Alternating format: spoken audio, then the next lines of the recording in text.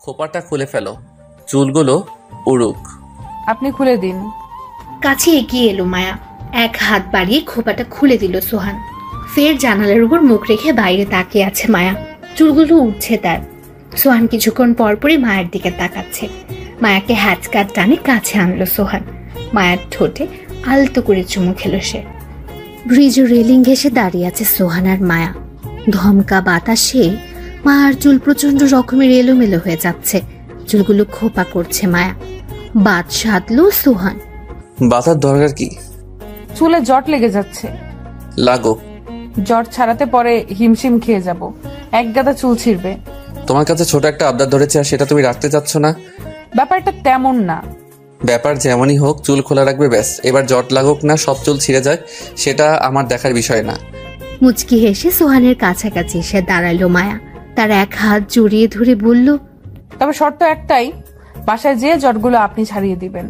আর কিছু না, আপাতত জট ছাড়লেই চলবে। ঠিক আছে, দিব। ব্রিজের উপর দিয়ে বাস ট্রাক কিছুক্ষণ পর পরে আসা যাওয়া করছে, তবু মন্দ লাগছে না মায়ার। ভালো লাগা কাজ করছে ভেতরে। নদীর পানি কালো দেখাচ্ছে, একদম বুড়ি গঙ্গার পানির মতো। মায়ার জানা মতে মেঘনার পানি এমন কালো না, হতে পারে অন্ধকারের জন্য এমন দেখাচ্ছে। দিনের আলোতে দেখতে পারলে আরো ভালো লাগতো। মায়া, চলো বাসায় যাই। এক্ষুনি? আরো কিছুক্ষণ থাকতে যাচ্ছ? না, অনেকক্ষণ তো হলো। তুমি চাইলে আরো কিছুক্ষণ থাকতে পারো। না, চলুন যাই। খুব দ্রুত গতিতে ছুটছে সোহানের গাড়ি। মায়া গাড়ির সিটে হেলান দিয়ে ঘুমোচ্ছে। কিছুক্ষণ পরপরই ঘাড় বেকায়দায় হেলে যাচ্ছে মায়ার, আর সোহান কিছুক্ষণ পরপর মায়ার ঘাড় এক হাত দিয়ে ঠিক করে দিচ্ছে। মেয়েটা এত বেশি ঘুম কাতুরে যে একবার ঘুমিয়ে পড়লে আর কোনো হোশ থাকে না। এই যে এতবার সোহান ওর ঘাড় ঠিক করে দিচ্ছে, একবারের জন্য মায়ার ঘুম ভাঙেনি। সোহান ভেবে কুল কিনারা করতে পারে না একটা মানুষ এমন গভীর ঘুম কিভাবে ঘুমায়। বাসা অবধি পৌঁছে গেছে সোহানের গাড়ি। মায়া এখনো ঘুমে। ওর এমন শান্তির ঘুম দেখে সোহানের ইচ্ছে হচ্ছে না ওকে ডেকে তুলতে। বাসায় রতনের মোবাইলে ফোন করে সোহান বলল গেট খোলা রাখতে। মায়াকে কোলে নিয়ে কলিং বেল বাজানো সম্ভব না। বেডরুম থেকে বেরিয়ে ডাইনিং রুম যাচ্ছে সালমান। রতনকে এত রাতে গেট খুলতে দেখে জিজ্ঞেস করলো, গেট খুলছো যে? সোহান স্যার আসতেছে তো, তাই গেট খুলে রাখছি। তুমি জানো কিভাবে ভাই আসছে? ফোন দিয়া কইলো গেট খুলে রাখতে। ও। সালমান রতনের পেছনে দাঁড়িয়ে অপেক্ষা করছে সোহানের সাথে দেখা করবে বলে। একটা মেয়েকে কোলে করে তার ভাই দরজার দিকে এগিয়ে আসছে। ব্যাপারটা ঠিক হজম হচ্ছে না সালমানের। কে এই মেয়ে? সালমানকে এভাবে হুট করে দেখে বেশ অবাক সোহানও। দুজন দুজনের দিকে ব্যাপক বিস্ময় নিয়ে তাকিয়ে আছে। দুজনের চোখে বহু প্রশ্নরা ছোটাছুটি করছে। সালমান কিছু জিজ্ঞেস করতে যাবে এমন সময় সোহান ইশারায় তাকে থামিয়ে দিল। মায়াকে বেডরুমে শুয়ে দিয়ে দরজা লক করে বাইরে বেরিয়ে এলো সোহান। তুই কখন এসেছিস? মেয়েটাকে আসার আগে ফোন দিলি না কেন? তুমি মেয়েটাকে এত রাতে কোলে করে এনেছো, কি হয় ও তোমার? কি আশ্চর্য, উত্তর না দিয়ে পাল্টা প্রশ্ন কেন করছিস? তুমিও তো উত্তর দিচ্ছ না। ওর নাম মায়া। কি হয় ও তোমার? ওয়াইফ। তুমি আমাদের না জানি বিয়ে করে ফেললে? করেছি তো। তো মানে তুমি কি আমাদের একেবারে বাদ দিয়ে দিতে চাচ্ছ? না, সেটা চাইবো কেন? বাদ দেওয়ার ইচ্ছে হলে তো সেই কবেই দিতাম। আসলে কথা হচ্ছে কি জানিস, আমি বেঁচে আছি না মরে গেছি সেই খবরই তো বাবা মা নেওয়ার সময় পায় না। তো এত ব্যস্ত লোকদের আমার বিয়ের খবর জানিয়ে করবোটা কি? অহিতুক এসব খবর বলে ওনাদের টাইম ওয়েস্ট করতে চাই না। আমি আমি কি করেছি? কিছুই করিসনি। তাহলে আমাকে বললে না কেন? কথা এত পেঁচাচ্ছিস কেন সালমান? বিয়ে করে ফেলেছি তো করে ফেলেছি। কাকে জানালাম কাকে জানালাম না সেসব এখন ঘেটে তো লাভ নেই। ভাইয়া তুমি কেমন যেন হয়ে গেছো, খুব বেশি গা ছাড়া ভাব দেখাচ্ছ তুমি। মনে হচ্ছে আমি তোমার ভাই না, রাস্তার অপরিচিত কেউ। একটা কথা কোথা থেকে কোথায় টানছিস সালমান? আমি বিয়ে করেছি, খুবই সামান্য একটা ব্যাপার। এমন তো না যে আমি এখানে বিয়ের পার্টি দিয়েছি অথচ তোদের জানাইনি। এতটা রিয়াক্ট কেন করছিস? বিয়েটা সামান্য ব্যাপার নাকি সেটা আমি জানি না। কথা হচ্ছে তুমি আমার ভাই, তোমার প্রতি আমার কিছু অধিকার আছে, এক্সপেকটেশনস আছে, সেগুলো আমি তোমার কাছে ডিমান্ড করতেই পারি। অনুষ্ঠান করো আর না করো, তুমি কবুল বলার টাইমে অ্যাটলিস্ট তোমার সামনে দাঁড়ানোর অধিকারটুকু তো আমার আছে। বিয়েটা তো হয়ে গেছে, এখন তো আর আমি ঘটনা বদলাতে পারবো না। ধুর। এক রাশ বিরক্তি আর রাগ নিয়ে সালমান রুমে গিয়ে দরজা আটকে দিল। সোহান খুব স্বাভাবিক গতিতে ফ্রেশ হয়ে মায়ার পাশে এসে শুয়ে পড়ল। ঘরে ছোটখাটো তুফান হয়ে গেল, আর মায়ার কোনো খবর নেই। ওর ঘুমে তিল পরিমাণ ব্যাঘাত ঘটেনি। মায়ার ঘুম দেখে নিজের অজান্তে হেসে ফেলল সোহান। ফোন হাতে নিতে চোখ পড়ল দুটো মেসেজ এসেছে আলিশার নম্বর থেকে। প্রথম মেসেজে আলিশা তাদের প্রেমের স্মৃতিচারণ করেছে, আর দ্বিতীয় মেসেজে লিখেছে, কোথায় তুমি, কি করছো, একটা রিপ্লাই দেওয়ার সময়ও কি পাচ্ছ না? সোহান এক ধরনের পৈশাচিক আনন্দ পাচ্ছে মেসেজগুলো দেখে। রিপ্লাই দিতে ইচ্ছে হচ্ছে খুব। 7-5 ভাবতে ভাবতে রিপ্লাই দিয়েই দিল সোহান। ব্যস্ত ছিলাম। মেসেজটা স্ট্যান্ড হওয়ার 2 মিনিটের মধ্যেই রিপ্লাই চলে আসলো। মনে হচ্ছিল আলিশা এতক্ষণ ফোন হাতে নিয়েই বসেছিল রিপ্লাই পাবার আশায়। এত রাতে কিসের ব্যস্ততা তোমার? বউ আছে, ব্যস্ত থাকাটাই স্বাভাবিক। খুব ভালোবাসাবাসি হয় তাই না? তুমি যখন রূপমকে নিয়ে ব্যস্ত ছিলে তখন তো আমি তোমাকে জিজ্ঞেস করিনি তোমাদের ভালোবাসাটা কোন পর্যায়ে হয়। ভালোবাসা এমন হবে আন্দাজ করে নাও। ভালোবাসা যদি এত বেশি হতো তাহলে তো আর তোমাকে এত রাতে মেসেজ করতাম না। এভাবে নিজের হাজবেন্ডকে বদনাম করে কি মজা পাও আলিশা? রূপম যথেষ্ট ভালো একজন মানুষ। তোমার সাথে ওর বিয়ে হওয়ার আগে থেকে ওর সাথে আমি বিজনেস করি, ওকে খুব ভালোই চিনি আমি। বরং আমি বলবো রূপমের ভালোবাসা বোঝার মতো জ্ঞান বুদ্ধি তোমার হয়নি। তোমার মতো করে ভালো তো ও বাসে না। আর কথা বাড়াতে ইচ্ছে হচ্ছে না সোহানের। আলিশাকে প্রচন্ড রকমের ছ্যাঁচড়া মনে হয় তার। সে খুঁজে পায় না এমন একটা ছ্যাঁচড়া মেয়ের সাথে প্রেম করলো কিভাবে। ফোনটা সাইলেন্ট করে মায়াকে জড়িয়ে ধরে শুয়ে পড়ল সোহান। প্রচন্ড ঘুম ভর করেছে চোখে। অন্যদিকে সোহানের ফোনে একের পর এক মেসেজ এসেই চলেছে। মাঝে মাঝে আলিশা ফোনও দিচ্ছে। সোহানের ইগনোরেন্সে প্রচন্ড কষ্ট হচ্ছে আলিশার। 2 চোখ বেয়ে পানি ঝরছে ওর। আজ সকালে ঘুম থেকে মায়ের আগে সোহান উঠে পড়েছে। অপেক্ষা করছে মায়ের ঘুম থেকে ওঠার। ওকে সালমানের ব্যাপারটা বুঝিয়ে বলতে হবে, আর নয়তো তালগোল পাকিয়ে ফেলবে। অনেকক্ষণ অপেক্ষা করার পর মায়াকে ডেকে তুলল সোহান। মায়ের চোখ যেন আজ খুলতেই যাচ্ছে না, মনে হচ্ছে কেউ আঠা দিয়ে লাগিয়ে দিয়েছে। সোহান বারবার মায়াকে আলতো ধাক্কা দিয়ে ঘুম থেকে ওঠানোর চেষ্টা করছে। চোখ কচলাতে কচলাতে মায়া বলল, চোখ মেলতে পারছি না, ঘুমটা কাটছেই না। উঠো, চোখে মুখে পানির ঝাপটা দাও, জরুরি কথা আছে। মায়াকে বিছনা থেকে টেনে তুলল সোহান। কোনো মতে ওয়াশরুমে যে ইচ্ছে মতো চোখে মুখে পানির ছিটে দিতে লাগলো মায়া। ব্যালকনি থেকে তয়লা নিয়ে মুখ মুছতে মুছতে সোহানের মুখোমুখি এসে বসলো সে। কি জরুরি কথা? সালমান এসেছে। কখন আসলো? গত রাতে। আমাকে দেখেছে? এখন কি হবে? সেটাই বলছি। ও জানে তুমি আমার ওয়াইফ। একটু রাগ করেছে ওদের ফেলে বিয়ে করেছি ভেবে। যদি তোমাকে কিছু জিজ্ঞেস করে তাহলে বলবে তোমার মা গ্রামে থাকে। তোমার গ্রামে আমি গিয়েছিলাম, ওখানে আমি তোমাকে প্রথম দেখেছি। দেখা মাত্রই তোমাকে ভালো লেগেছে, তাই বিয়ে করে নিয়ে এসেছি। এখানে নতুন করে স্কুলে ভর্তি করিয়েছি। 3 মাস হয়েছে আমাদের বিয়ে। যদি সত্যি মুখ ফসকে বের হয়ে যায়? সেই জন্যই তো বলছি বেশ কেয়ারফুললি সালমানকে হ্যান্ডেল করতে হবে। আচ্ছা, উনি কি খুব বেশি ক্ষেপে আছেন? একটু খেপে গিয়েছে। খেপাটা স্বাভাবিক, ওকে ফেলে বিয়ে করেছি বিষয়টা ওর গায়ে লেগেছে। ব্যাপার না, ওর রাগ বেশিক্ষণ থাকে না। আপনার বাবা মাকে বলে দিলে? বলুক, সমস্যা কোথায়? আসলে তো আপনার আমার বিয়ে হয়নি। সবাইকে এভাবে মিথ্যা বলাটা কি ঠিক হচ্ছে? তাছাড়া ওনারা বেশ কষ্ট পাবেন শুনলে যে ওনাদেরকে না জানিয়ে বিয়ে করে ফেলেছেন। বিয়ে হয়নি তো কি হয়েছে, বিয়ে করে ফেলবো তোমাকে। এত মাথা ঘামিও না তো মায়া। বিয়ে করে ফেলবো তোমাকে কথাটা ঘন্টার মতো মায়ার কানে খুব জোরে শব্দ করে বেজে চলেছে। বুকটা হঠাৎ করে ধুক করে উঠল মায়ার। বিয়ে? সত্যি?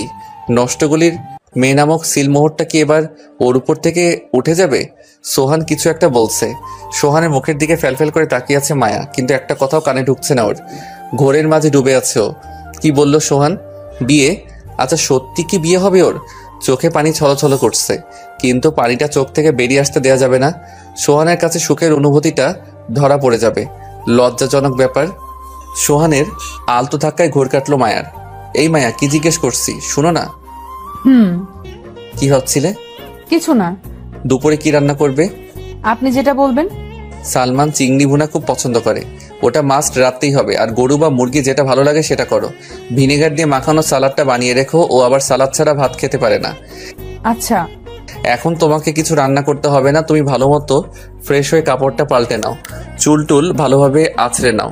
আমি চাই না সালমানের সামনে তুমি পাগল ছাগলের মতো যাও। আমাকে কখনো দেখেছেন পাগল ছাগলের মতো থাকতে? কত দেখেছি, এখনো তো দেখছি। এই যে চুলগুলো জট বেঁধে কেমন হয়ে আছে। চুলের জটগুলো তো আপনার খুলে দেওয়ার কথা ছিল। ছিল, তুমি তো ঘুমিয়ে পড়ছিলে। বিছানা ছেড়ে ড্রেসিং টেবিলের উপর থেকে চিরুনি নিয়ে এলো মায়া। সোহানের হাতে চিরুনি ধরিয়ে উল্টো মুখ হয়ে বসলো সে। নিন, জটগুলো খুলে দিন, আমি এখন সজাগ আছি। সোহান মুচকি হাসছে, পরম যত্নে মায়ার জটগুলো ছাড়াচ্ছে। এমন আহ্লাদ সোহানের খুব পছন্দ। জীবনটাকে সুন্দর করার জন্য এই আহ্লাদগুলো টনিক হিসেবে কাজ করে। এই টনিকটার খুব প্রয়োজন ছিল সোহানের। বহু খোঁজ করেছে টনিকের। খোঁজ করতে করতে মায়ার দ্বারে এসে উপস্থিত হয়েছে সোহান। অবশেষে সে তার টনিক খুঁজে পেয়েছে। ঘড়িতে কয়টা বাজে দেখার জন্য সোহানের ফোন হাতে নিয়েছে মায়া। অনেকগুলো মিসড কল আর মেসেজ জমা পড়েছে, সবগুলোই আলিশা। মেসেজগুলো এক এক করে পড়ছে মায়া। সোহানের আগের পাঠানো মেসেজের রিপ্লাইগুলোও দেখলো মায়া। অসহ্য লাগছে ওর। আলিশার মেসেজ, সোহানের রিপ্লাই দেওয়া, এসবকে প্রচন্ড যন্ত্রণা দিচ্ছে। রাগে চোখ দিয়ে পানি ঝরছে। ওর আর এক সেকেন্ড এখানে বসতে ইচ্ছে হচ্ছে না। উঠে দাঁড়ালো মায়া, মুখ আড়াল করে ওয়াশরুমের দিকে যাচ্ছে। কি ব্যাপার, উঠে পড়লে যে? জট তো এখনো খোলা হয়নি। ওয়াশরুমের দিকে যেতে যেতে মায়া উত্তর দিল, লাগবে না, বাকিটা আমি করে নিব। মায়ের আচরণটা বেশ অদ্ভুত লাগলো সোহানের। একটু আগে না আহ্লাদ করে বললো জট খুলে দিতে, কিছুক্ষণের মধ্যে কি হয়ে গেল? টেবিলে নাস্তা সাজাচ্ছে মায়া। সোহান অফিসে যাওয়ার জন্য রেডি হয়ে ডাইনিং টেবিলে এসে বসলো। সে দেখতে পাচ্ছে মায়া মুখটা কালো করে রেখেছে। কিছু জিজ্ঞেস করতে যাবে এমন সময় দেখলো সালমান এসেছে রুমে। চেয়ার টেনে বসতে বসতে বলল, তোমার ওয়াইফের সাথে ইন্ট্রোডিউস করো। সালমানকে দেখে মায়া তার চেহারা স্বাভাবিক রাখার যথেষ্ট চেষ্টা করছে। ঠোঁটের কোণে হাসি ধরে রাখার প্রাণপণ চেষ্টা চালাচ্ছে। ওর নাম মায়া। মায়া, এটা সালমান। আগে তো ওর ছবি তোমাকে দেখিয়েছি। কেমন আছেন ভাইয়া? ভালো। ওকে দেখে মনে হচ্ছে তোমার যথেষ্ট ছোট হবে বয়সে। ও তোর বেশ ছোট। She is only 18। এত ছোট মেয়েকে বিয়ে করলে? করলাম, ছোটগুলোই ভালো। কোনো কিছু বলে চুপচাপ মেনে নেয়।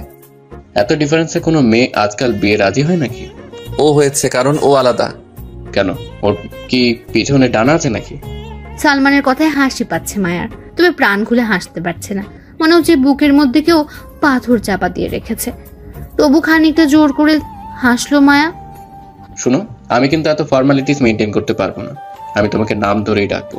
বয়সে ছোট মেয়েকে আমি ওসব ভাবি টাবি ডাকতে পারবো না। তোমার কোনো প্রবলেম নেই তো? না ভাইয়া, নাম ধরেই ডাকবেন, আমি আপনার ছোট। প্লিজ আমাকেও নাম ধরেই ডাকো। আর এসব আপনি টাপনি বলো না তো, নিজেকে বেশি মুরব্বী মনে হয় এসব শুনলে। ভাই, আপনাকে নাম ধরে ডাকবো, ব্যাপারটা কেমন দেখা যায় না? কেমন দেখা যাবে কেন? যেখানে আমি পারমিশন দিচ্ছি সেখানে তো কেমন দেখার কোনো প্রশ্নই আসে না। তবুও মায়া, ও যথেষ্ট ফ্রি মাইন্ডেড ছেলে।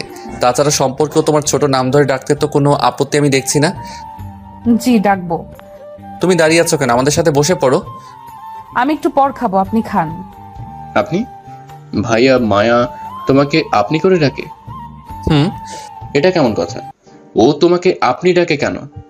শুরু থেকে আপনি করে ডাকে, আমি কখনো বাধা দেইনি, তাই ও এখনো পর্যন্ত আপনিতেই সীমাবদ্ধ আছে। তুমি পর্যন্ত আসতে পারেনি।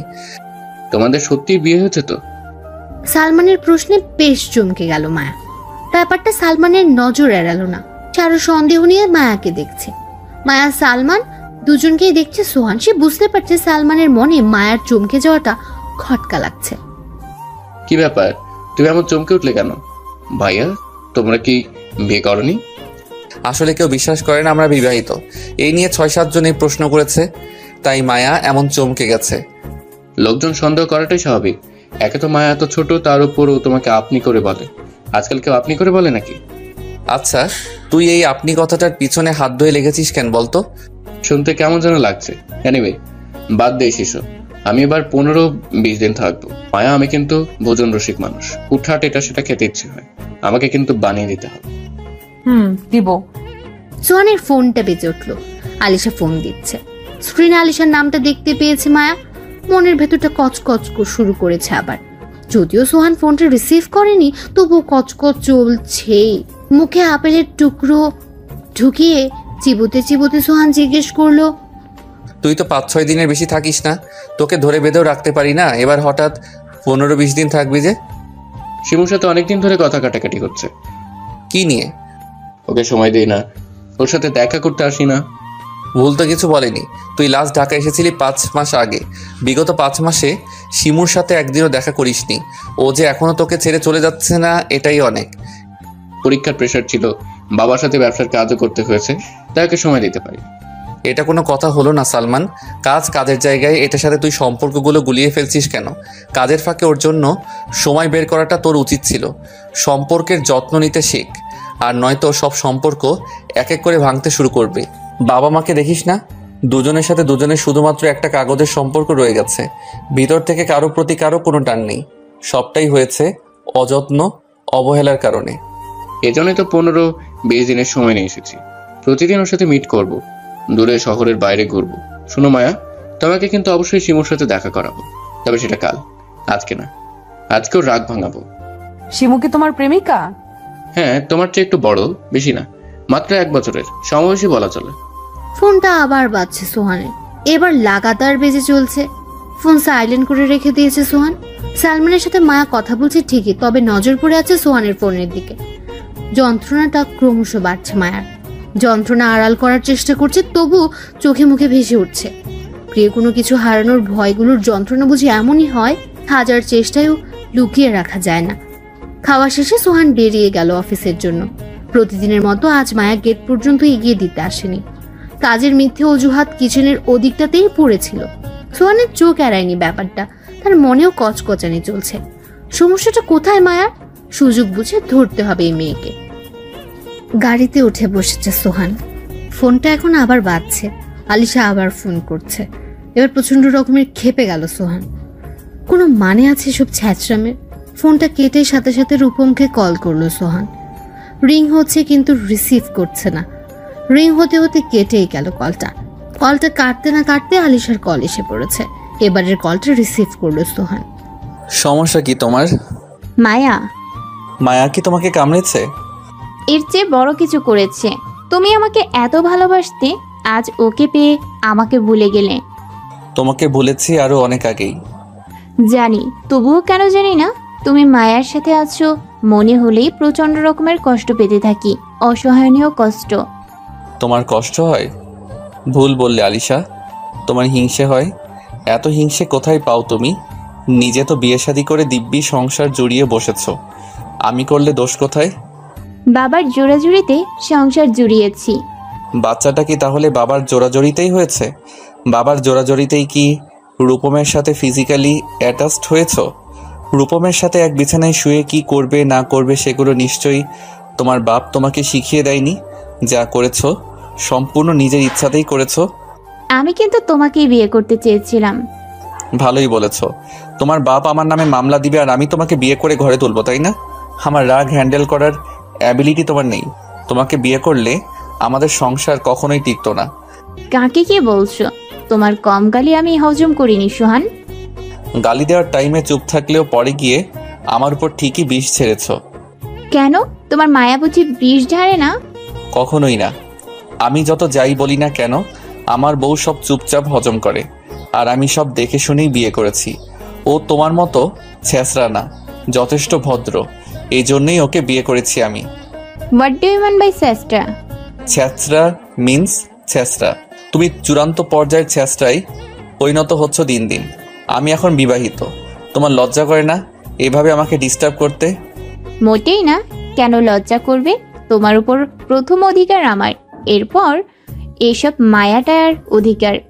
আলিশাকে কষে দুকালে চর মারতে ইচ্ছে হচ্ছে ওর।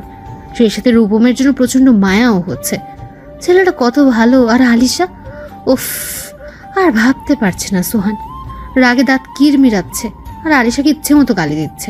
গালি শুনেও আলিশার মাথা ব্যথা নেই। প্রতিটা গালির প্রত্যুত্তরে সোহানকে আই লাভ ইউ বলেই চলছে। ফোনটা কেটে দিয়েছে সোহান।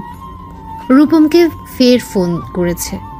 এবার ফোনটা রিসিভ করেছে রূপম। রিসিভ হতে না হতেই সোহান এক গাদা গালি শুনিয়ে দিল রূপমকে। হুট করে এতগুলো গালি স্তম্ভিত ফিরে পেতে কয়েক সেকেন্ড সময় লাগলো রূপমের। কি আশ্চর্য, এভাবে গালাগাল করছো কেন সোহান?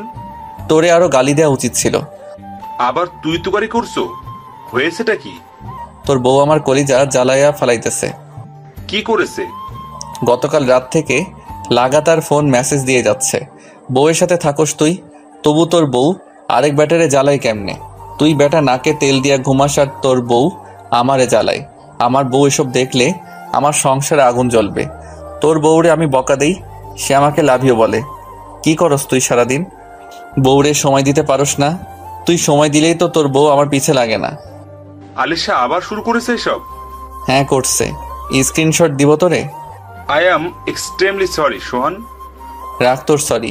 আমার সংসারে যদি এসব নিয়ে কোনো দ্বন্দ্ব হয় তাহলে কিন্তু তোর সংসারেও আগুন জ্বলাবো।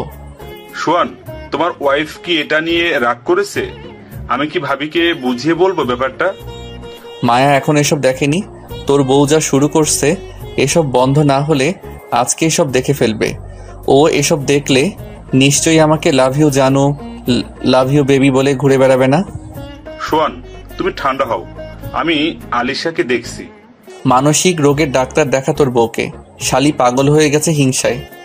হ্যাঁ দেখবো, তবু তুমি প্লিজ ঠান্ডা হও।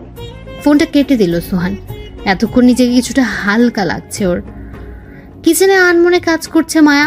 সোহানের কথা মতো রান্না করেছে দুপুরে। খাবার সেরে সালমান বেরিয়ে গেছে শিমুর সাথে দেখা করতে। সবজি পাকোড়া ভীষণ পছন্দ সোহানের। অফিস থেকে ফিরে আসলো, নাস্তা খেতে দেবে সোহানকে। আলিশার কথা ভাবতে ভাবতে তেলের মধ্যে পাকোড়া দিতে গিয়ে হাতের আঙ্গুলগুলো ডুবিয়ে দিল তেলে। হালকা চিৎকার করলো মায়া। ডাইনিং টেবিল মুছছিল রতন। মায়ার গলার আওয়াজ পেয়ে কিচেনে এসেছে সে। এসে দেখে মায়া হাত ছাড়ছে। সিঙ্কের ট্যাপ ছেড়ে বলল, ভাবের ফোসকা পড়ছে, শিগগিরই হাত কলের নিচে দেন। কলিং বেলের আওয়াজ শুনে রতন দৌড়ে গেট খুলল। অন্যান্য সময় মায়া গেট খুলে দেয়, আজ রতনকে দেখে একটু অবাক হলো সোহান। ঘরে ঢুকতে ঢুকতে জিজ্ঞেস করলো, মায়া কোথায়? ভাবি হাত পুইরা ফেলাইছে, রান্নাঘরে কলের নিচে হাত দিয়া দাঁড়ায় আছে। রতনের কথা শুনে সোজা রান্নাঘরে চলে গেল সোহান। রান্নাঘরের দরজায় দাঁড়িয়ে মায়াকে বলল, কি ম্যাম, হাত পুড়িয়ে ফেললেন? হ্যাঁ, আপনি ফ্রেশ হয়ে আসুন, আমি নাস্তা দিচ্ছি। নাস্তা পরে হবে, তুমি এসো আমার সাথে, মেডিসিন লাগাতে হবে। লাগাবো, আপনি ফ্রেশ হয়ে আসুন, আমি আসছি। সোহান আর কথা না বাড়িয়ে মায়ার হাত টানতে টানতে রুমে নিয়ে আসলো। সোহান মায়ের আঙ্গুলে অয়েন্টমেন্ট লাগাচ্ছে। সে সাথে আর চোখে ওকে দেখছে। মুখটা বেশ মলিন হয়ে আছে ওর। বোঝাই যাচ্ছে মনটা বিশাল রকমের খারাপ। মেডিসিন লাগিয়ে বিছনা ছেড়ে উঠতে উঠতে বলল, এখানেই চুপ করে বসে থাকো, এক পাও নড়বে না। কথা আছে তোমার সাথে। আমি ফ্রেশ হয়ে আসছি। এই রতন, আমার রুমে নাস্তা দিয়ে যাও তো। কথাগুলো বলে ট্রাউজার আর টাওয়াল হাতে ওয়াশরুমে গেল সোহান। জানালার কাছে এসে দাঁড়ালো মায়া। গলির সামনে রিক্সা আর গাড়িতে মিলে বেশ ভালোই জটলা পেকেছে। বেশ হাউকাউ হচ্ছে। রিক্সা ড্রাইভার বকছে কার ড্রাইভারকে, আর কার ড্রাইভার বকছে রিক্সাওয়ালাকে। কেউ কারো দোষ স্বীকার করতে রাজি না। অনেকটা সময় ঝগড়া চলার পর এলাকার লোকজন এসে তাদের থামিয়েছে। পরিস্থিতি এখন স্বাভাবিক। রিক্সাওয়ালা টুংটাং শব্দ করতে করতে যার যার গন্তব্যস্থলে যাচ্ছে। হুট করে ঘরের লাইট অফ হয়ে গেল। সোহান লাইট অফ করেছে। ঘাট ঘুরিয়ে তাকাতে মায়া দেখলো সোহান ওর একদম কাছাকাছি চলে এসেছে। লাইট অফ করলেন যে? আসেন, নাস্তাটা সেরে নেই। সোহান থেকে সরে আসতে চাইলো মায়া। বাদ সাধলো সোহান। দু হাতে জানালার গ্রিল ধরে রেখেছে সে। এর মাঝখানে মায়া বন্দি হয়ে আছে। জানালার গ্রিলে পিঠ ছেটিয়ে দিয়েছে মায়া। মায়ার মুখের দিকে কিছুক্ষণ তাকিয়ে থেকে ওর ঠোঁটে চুমু খেলো সোহান। এক হাতে মায়ের কোমর জড়িয়ে ধরে অন্য হাতে মায়ের চুলের খোপা খুলে দিতে দিতে বলল, কি হয়েছে? কিছু না তো। সত্যি কিছু হয়নি? ফোন বেজে উঠল সোহানের। মায়া বলল, আপনার ফোন এসেছে। আসুক। আলিশা ফোন করেছে বোধহয়, যান গিয়ে রিসিভ করুন। মায়ার কোমর আরো শক্ত করে জড়িয়ে ধরে বলল, ঘটনা তাহলে এখানে? কিসের ঘটনা? কলিজা পোড়ার ঘটনা। কিসের কথা বলছেন? কলিজা পোড়ার স্মেল এত সুন্দর হয় আগে জানা ছিল না। এর আগেও কলিজা পোড়ার স্মেল পেয়েছি, কিন্তু তেমন ভালো লাগেনি। আজ ভীষণ রকমের ভালো লাগছে। কেন জানো? সেই পোড়া গন্ধের মাঝে ভালোবাসার ঘ্রাণ খুঁজে পাচ্ছি। কেউ একজন খুব করে ভালোবাসতে শুরু করেছে আমাকে। তার ভালোবাসার ঘ্রাণটা নাক দিয়ে ঢুকে ঠিক বুকের বাঁ পাশটাতে যে প্রচণ্ড রকমের আঘাত করছে, ব্যথা করছে খুব। ব্যথাটা খুব তৃপ্তির। মনে হচ্ছে বহুদিনের চাওয়াটা বুঝি পূরণ হয়েছে। আচ্ছা, সে কেউ একজনটা কি তুমি? চুপ করে দাঁড়িয়ে আছে মায়া। মায়ার চুলে হাত বুলাতে বুলাতে সোহান বলল, মুখ ফুটে বলতে চাচ্ছ না? নো প্রবলেম, বলতে হবে না, আমি অনুভব করে নিব। মায়া এখনো মাথা নিচু করে দাঁড়িয়ে আছে। লজ্জা পাচ্ছে মায়া, সত্যিটা ধরা পড়ে যাওয়ার লজ্জা। ইস, কি ধরাটাই না খেলো। আচ্ছা, সোহান কি ওর ভালোবাসাটাকে স্বাভাবিকভাবে গ্রহণ করবে, নাকি নষ্টগুলির মেয়ে বলে ভালোবাসাটা গ্রহণ করবে না? সোহানকে কি সরাসরি ব্যাপারে জিজ্ঞেস করবে? সিদ্ধান্ত নিতে পারছে না মায়া।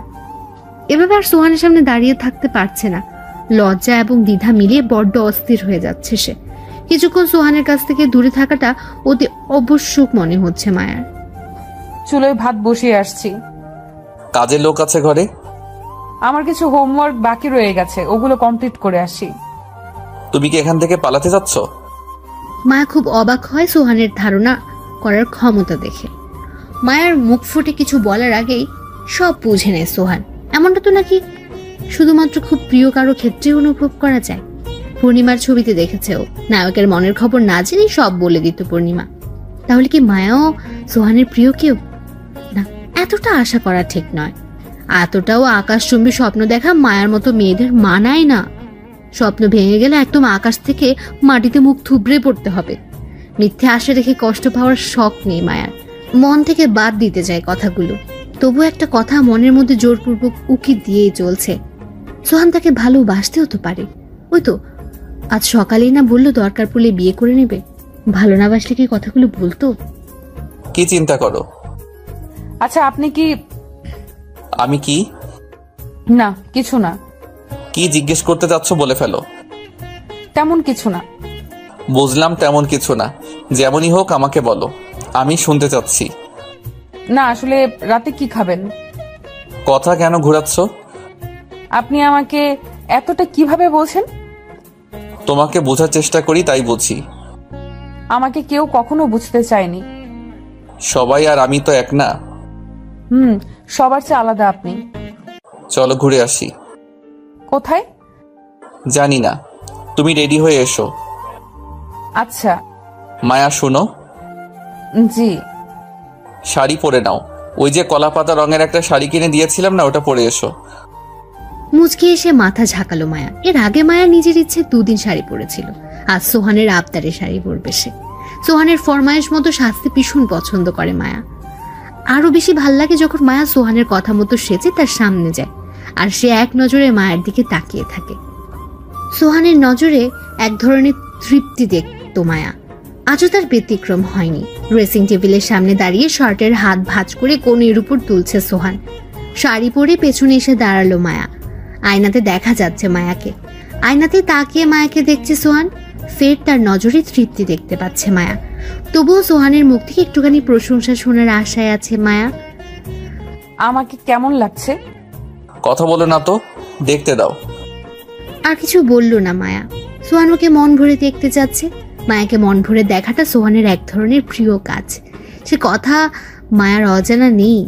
কয়েক সেকেন্ড পর ঘুরে দাঁড়ালো সোহান। হাতে ঘড়ি পড়তে পড়তে বলল, নতুন করে তোমার প্রশংসা করতে হবে? না, থাকুক, আপনার চোখ দেখে বুঝে নিব। পাশাপাশি রিকশায় বসে আছে সোহান আর মায়া। আর সোহানের খুব শখ হয়েছে মায়াকে নিয়ে রিকশায় করে ঘুরে বেড়াবে আর বাদাম খাবে। মায়া বাদামের খোসা ছিঁড়ে সোহানের হাতে দিচ্ছে আর সোহান বাদাম চিবোচ্ছে। বৃষ্টি হবে মনে হচ্ছে। কিভাবে বুঝলেন? ঠান্ডা বাতাস লাগছে গায়ে। একটা কথা বলি। 100টা বলো। হাসবেন না তো? কথা না শুনে কিভাবে বলবো আমার হাসি পাবে কি পাবে না? আপনার সাথে বৃষ্টিতে ভিজার খুব ইচ্ছে। মায়ার দিকে তাকিয়ে রহস্যের হাসি হাসছে সোহান। মায়ের মুখে বাদাম ঢুকিয়ে দিয়ে বলল, আমার সাথে ভিজবে? হুম। পূর্ণিমা কি সিনেমাতে নায়কের সাথে বৃষ্টিতে ভিজে? আবার নিচে নিচে গানও গায়। ভীষণ শব্দ করে হেসে উঠল সোহান। মুহূর্তে মুখটা কালো করে ফেললো মায়া। সোহান ফের পূর্ণিমাকে নিয়ে হাসছে। বিরক্তিকর একটা ব্যাপার। মায়া বুঝে পায় না পূর্ণিমাকে নিয়ে হাসার কি আছে। মুখটা অন্যদিকে ঘুরিয়ে ফেললো মায়া। মায়া, কি? এদিকে তাকাও। না। আরে তাকাও তো। আপনি পূর্ণিমাকে নিয়ে হাসেন কেন? আমি জানি না, ওর কথা শুনলেই কেন যেন আমার হাসি পায়। বিশেষ করে নেচে নেচে গান গাওয়ার ব্যাপারটা। আমাকেও কি এখন নাচতে হবে? কথাটা বলেই ফের হাসতে শুরু করেছে সোহান। এবার মায়ারও হাসি পাচ্ছে। কোনো মতে হাসি চেপে রেখে মায়া বলল, আমি কি আপনাকে বলেছি আমার সাথে নাচতে হবে? তুমি চাইলে একটু না হয় নেচে দেখালাম। এতটা করতে হবে না, আমার সাথে একটু বৃষ্টিতে ভিজলেই হবে। মায়ার কথা শেষ হতে না হতেই গুড়ি গুড়ি বৃষ্টি পড়তে শুরু করেছে। অলরেডি বৃষ্টি পড়া শুরু হয়ে গেছে। ভিজবেন তো আমার সাথে, নাকি হুট তুলে দিবেন? অবশ্যই ভিজবো। ধীরে ধীরে বৃষ্টির মাত্রা বেড়ে যাচ্ছে, সেই সাথে ঠান্ডা বাতাস। ফুটপাতে থাকা লোকজন ছুটছে কোনো ছাউনি বা দোকানের ভিতর একটু আশ্রয় নিতে। কেউ বা রিক্সার হুট তুলে দিয়েছে নিজেকে বৃষ্টি থেকে আড়াল করতে, কেউ বৃষ্টিতে ভিজতে রাজি না, একমাত্র মায়া ছাড়া। এতক্ষণ অন্যদিকে তাকিয়েছিল মায়া, আশেপাশের লোকজনগুলোকে দেখছিল। সোহান সে কখন থেকে মায়ের দিকে তাকিয়ে আছে, সেদিকে কোনো খেয়ালই নেই মায়ার। তার বা হাতটা আলতো করে চেপে ধরল সোহান। সোহানের স্পর্শ পেয়ে সোহানের দিকে তাকালো মায়া। কিছু বলবেন? কেউ একজন সে কখন থেকে তোমার দিকে তাকিয়ে আছে কিছু একটা বলার আশায়। কথাটা কি জানো? সে কেউ একজন তোমাকে ভীষণ রকমের ভালোবাসতে শুরু করেছে। তুমি হচ্ছ তার সুখে থাকার টনিক। তোমার নেশায় মানুষটা ভিতর থেকে তিল তিল করে শেষ হয়ে যাচ্ছে। মানুষটার শরীরের রগগুলোতে বোধহয় আজকাল রক্তের বদলে তোমার ভালোবাসার নেশা ছুটোছুটি করে। মানুষটাকে চিনেছ নাকি নামটা বলতে হবে? ডানে বামে মাথা নাড়ল মায়া। মুখ থেকে কথা বেরোচ্ছে না ওর। প্রচন্ড রকমের সুখ ভর করেছে ওর উপর। এতদিন মাথায় ঘুরতে থাকা প্রশ্নগুলোর উত্তর আজ মিলল। কেউ একজন তাকে ভালোবাসে, সত্যিই ভালোবাসে। মানুষের চোখ মিথ্যে বলে না, সোহানের চোখও মিথ্যে বলছে না। এই মুহূর্তে নিজেকে নষ্ট গলির মেয়ে মনে হচ্ছে না মায়ার। মনে হচ্ছে গায়ে লেগে থাকা এতদিনের পুরনো দাগটা বুঝি উঠে গেছে। সোহানের চোখের ভাষায় ডুবে আছে মায়া। চোখ উপছে, পানি ঝরছে ওর। বৃষ্টির পানিতে চোখের পানি আড়াল হচ্ছে। বাসায় ফিরে এসে ভেজা শাড়ি গায়ে দিয়ে ফ্লোরে বসে আছে মায়া। ঘোরটা তার এখনো কাটেনি। কানের মধ্যে লাগাতার বেজেই যাচ্ছে, কেউ একজন তোমাকে ভালোবাসে। কথাটার মধ্যে কিছু একটা তো আছে, নেশা জাতীয় কিছু, ভয়ানক নেশা। পুরো শরীরটাকে অবশ করে দেওয়ার ক্ষমতা আছে নেশাটার মধ্যে। মায়েরও এই মুহূর্তে শরীরটাকে অবশ মনে হচ্ছে। এজন্য বোধ হয় উঠে গিয়ে কাপড় পাল্টানোর জোরটা পাচ্ছে না। কাপড় পাল্টে মাথা মুছতে মুছতে মায়ের রুমে এসেছে সোহান। মায়া এক দৃষ্টিতে ফ্লোরের দিকে তাকিয়ে আছে। এতটাই ঘোরের মধ্যে ডুবে আছে যে সোহানের উপস্থিতি টের পেল না সে। মায়ার মুখোমুখি হাঁটু ভেঙে বসলো সোহান। ওর গালে হাত দিয়ে জিজ্ঞেস করলো, কি গো? কি ভাবছো এত মন দিয়ে? আর কাপড় পাল্টাচ্ছ না কেন? হুম করছে কেন? কোনো সমস্যা? না। তাহলে? কিছু না। উঠো, যাও কাপড় পাল্টে আসো। উঠে দাঁড়ালো মায়া। ড্রয়ার থেকে সালোয়ার কামিজের সেট হাতে নিয়ে ওয়াশরুমের দিকে এগুলো মায়া। কিছুক্ষণ আগে একদম কাক ভেজে হয়ে বাসায় এসেছে সালমান। কাপড় পাল্টে সোহানকে খুঁজতে খুঁজতে মায়ের রুমে চলে এলো সালমান। খাটে বসে ফোন টিপছে সোহান। ভাইয়া, কি? ফ্লোরে পানি কিসের? ওই তো মায়া ভিজা শাড়ি পরে এতক্ষণ ফ্লোরে বসেছিল, শাড়ির পানি ওগুলো। ফ্লোরে বসেছিল কেন? রাগ করে? আরে না, এমনি। ও বোধহয় বেশ চুপচাপ স্বভাবের, তাই না? কথা বলে, তবে বেশি না কমও না। তার সাথে তো বেশ ভালোই কথা বলে। সালমান নতুন, তাই হয়তো বা কথাটা একটু কম বলছে। হয়তো বা। তুই তো অনেক কথা বলিস, ওর সাথে কথা বলতে থাক, দেখবি ও তোর সাথে কথা বলবে। সেটা তো করবই। শিমুকে বলেছি মায়ের কথা। ও আসল কথাই তো জিজ্ঞেস করলাম না, শিমুর সাথে সব ঠিক হয়েছে? হয়েছে। কানে ধরে উঠবোস করিয়েছে এই মেয়ে আমাকে। পাবলিক প্লেসে? হ্যাঁ। ওসব কোনো ব্যাপার না, ভালোবাসায় এমন শাস্তি পাওয়াটা খুবই স্বাভাবিক। মায়াও কি দেয় নাকি? সোহানের উত্তর দেওয়ার আগে ওয়াশরুমের দরজা খুলে বের হতে হতে বলল, মোটেই না, আমি কখনোই তোমার ভাইকে করি না। মায়া, ঘটনা কি বলতো? কি ঘটনা? আমি বাসা থেকে বের হওয়ার আগ পর্যন্ত একটু মরা মরা লাগছিল, এখন খুব ফুরফুরে মনে হচ্ছে। একটা উত্তর খুঁজছিলাম, পেয়ে গেছি। কি উত্তর? তোমাকে একদম বলা যাবে না। একান্ত গোপন কিছু? খুব গোপন। চুল মুছছিল মায়া। ওর হাত টেনে সামনে এনে বসালো সোহান। মায়ের হাত থেকে তোয়ালটা নিয়ে মাথা মুছে দিচ্ছে সে। বেশ রিল্যাক্স মুডে সালমানের সাথে গল্প করছে মায়া। সোহান চুপচাপ ওদের গল্প শুনছে আর মায়ের চুল মুছছে। রাত 10:30 বাজে। বাসার কাজের লোক এসে বলল, ভাই, রাত হয়েছে অনেক, খাবেন না? কয়টা বাজে? 10:30। কখন বাজলো টেরই তো পেলাম না। যাও খাবার সাজো টেবিলে, আমরা আসছি। আলিশার বাসার ড্রয়িং রুমে বসে আছে তার বাবা আকরাম এবং বড় ভাই আদনান। পর্দার আড়ালে দাঁড়িয়ে আছে আলিশার ছেলে। মাথা নিচু করে বসে আছে বাপ ভাই দুজন। প্রচন্ড তর্ক চলছে আলিশার রূপমের মাঝে। নির্বাক শ্রোতা হয়ে ওদের তর্ক শুনছে আকরাম সাহেব এবং আদনান। এখানে জোর গলায় রূপমকে বলার কিছুই নেই তাদের। তারা দিব্যি বুঝতে পারছে দোষ তাদের মেয়েরই। এই মুহূর্তে আকরাম সাহেবের মনে হচ্ছে মেয়ে জন্ম দিয়ে জন্ম জন্মান্তরের ভুল করেছেন তিনি। কি বেজ্জতি টেনে হতে হচ্ছে তাকে। আপনি শুনতে পাচ্ছেন আপনার মেয়ের গলার জোর কত? অন্যায় করেও একটা মানুষ এভাবে কিভাবে ঝগড়া করতে পারে খুঁজে পাই না আমি। বাবা কি শুনবে? হ্যাঁ, কথা হচ্ছে আমার তোমার মাঝে, ওদের কেন ডেকে এনেছো? তোমার অসভ্যতামি দেখানোর জন্য মেয়েকে কি শিক্ষা দিয়ে বড় করেছো সেসব দেখানোর জন্য। এখন মুখ খুলেন না কেন বাবা? বিয়ের সময় তো খুব বড় করে বলেছিলেন এত লক্ষ্মী মেয়ে নাকি পুরো বাংলাদেশ খুঁজে পাবো না। এই আপনার লক্ষ্মীর নমুনা? বাবা, আমি আসলে কি বলবো বুঝতে পারছি না। আমার মেয়ে এসব করবে আমার ধারণার বাইরে ছিল। এই মেয়ের মাথায় কয়দিন পর পরই সোয়ানের ভূত চাপে। কেন? আমি কি ওকে কম ভালোবাসি? ও যেসব কাহিনী করে ওকে কবেই ঘর থেকে বের করে দিত অন্য কেউ হলে। ওকে এখন পর্যন্ত ঘরে রেখেছি আমি। আদনান, তোমার তো ঘরে বউ আছে, তোমার বউ এসব করলে তুমি তাকে ঘরে রাখতে? চুপ করে বসে আছে আদনান। উত্তর দেওয়ার মতো ভাষা এবং ইচ্ছে কোনোটাই আপাতত খুঁজে পাচ্ছে না। ঘরের সবাই এখন চুপ। ফ্যানের আওয়াজ ছাড়া আর কোনো আওয়াজ শোনা যাচ্ছে না। কয়েক সেকেন্ড নীরবতা পালন করে মুখ খুলল রূপম। আপনাদের মেয়ে আপনারা নিয়ে যান, আমার দ্বারা এসব সহ্য করা আর সম্ভব না। রূপম, বাবা এভাবে বলো না। প্লিজ আর কোনো রিকোয়েস্ট করবেন না। বাচ্চাটার কথা ভাবো। এমন ভাবে বলছেন মনে হচ্ছে আমার ছেলেকে আপনার মেয়ে দেখাশোনা করে, আর ছেলেকে আমিই পালবো। আপনার মেয়েকে কোনো দরকার নেই। কি আমি ছেলেকে দেখাশোনা করি না? তো করেটাকে শুনি? তোমার মা কবর থেকে উঠে এসে আমার ছেলের দেখাশোনা করে? দেখো আদনান, তোমার বোনকে নিয়ে বের হও। ও কিন্তু আমার হাতে এখন থাপ্পড় খাবে। সোফা ছেড়ে উঠে বসতে বসতে আদনান বলল, শুধু থাপ্পড় না, এর চেয়ে আরো বেশি কিছু ডিজার্ভ করে। থাপ্পড়, কিল ঘুষি যা পারো সব দাও, পারলে মেরে ফেলো। মারার পর আমাদের খবর দিও, আমরা এসে দাফন দেব, সেই সাথে মিলাদের ব্যবস্থাও করব। শোনো বাবা, আমি গেলাম। তোমার বাড়িতে তুমি তোমার মেয়েকে নিয়ে আসবে কি না সেটা একান্ত তোমার ব্যাপার। ওকে নিয়ে বাসায় ঢোকার আগে আমাকে ফোন দিয়ে জানিও, আমি আমার ওয়াইফকে নিয়ে চলে যাব। এসব আজে বাজে মানুষের সাথে এক ছাদের নিচে থাকা সম্ভব না, ইজ্জত থাকবে না আমার। বলেই হন হন করে বেরিয়ে যাচ্ছে আদনান। পেছন থেকে ইচ্ছে মতো মুখে যা আসছে তাই বলছে আলিশা। সেসব কথা ধার ধারছে না আদনান। ওর মতো বাজে লোকের কথা কানে তুলতেই নেই।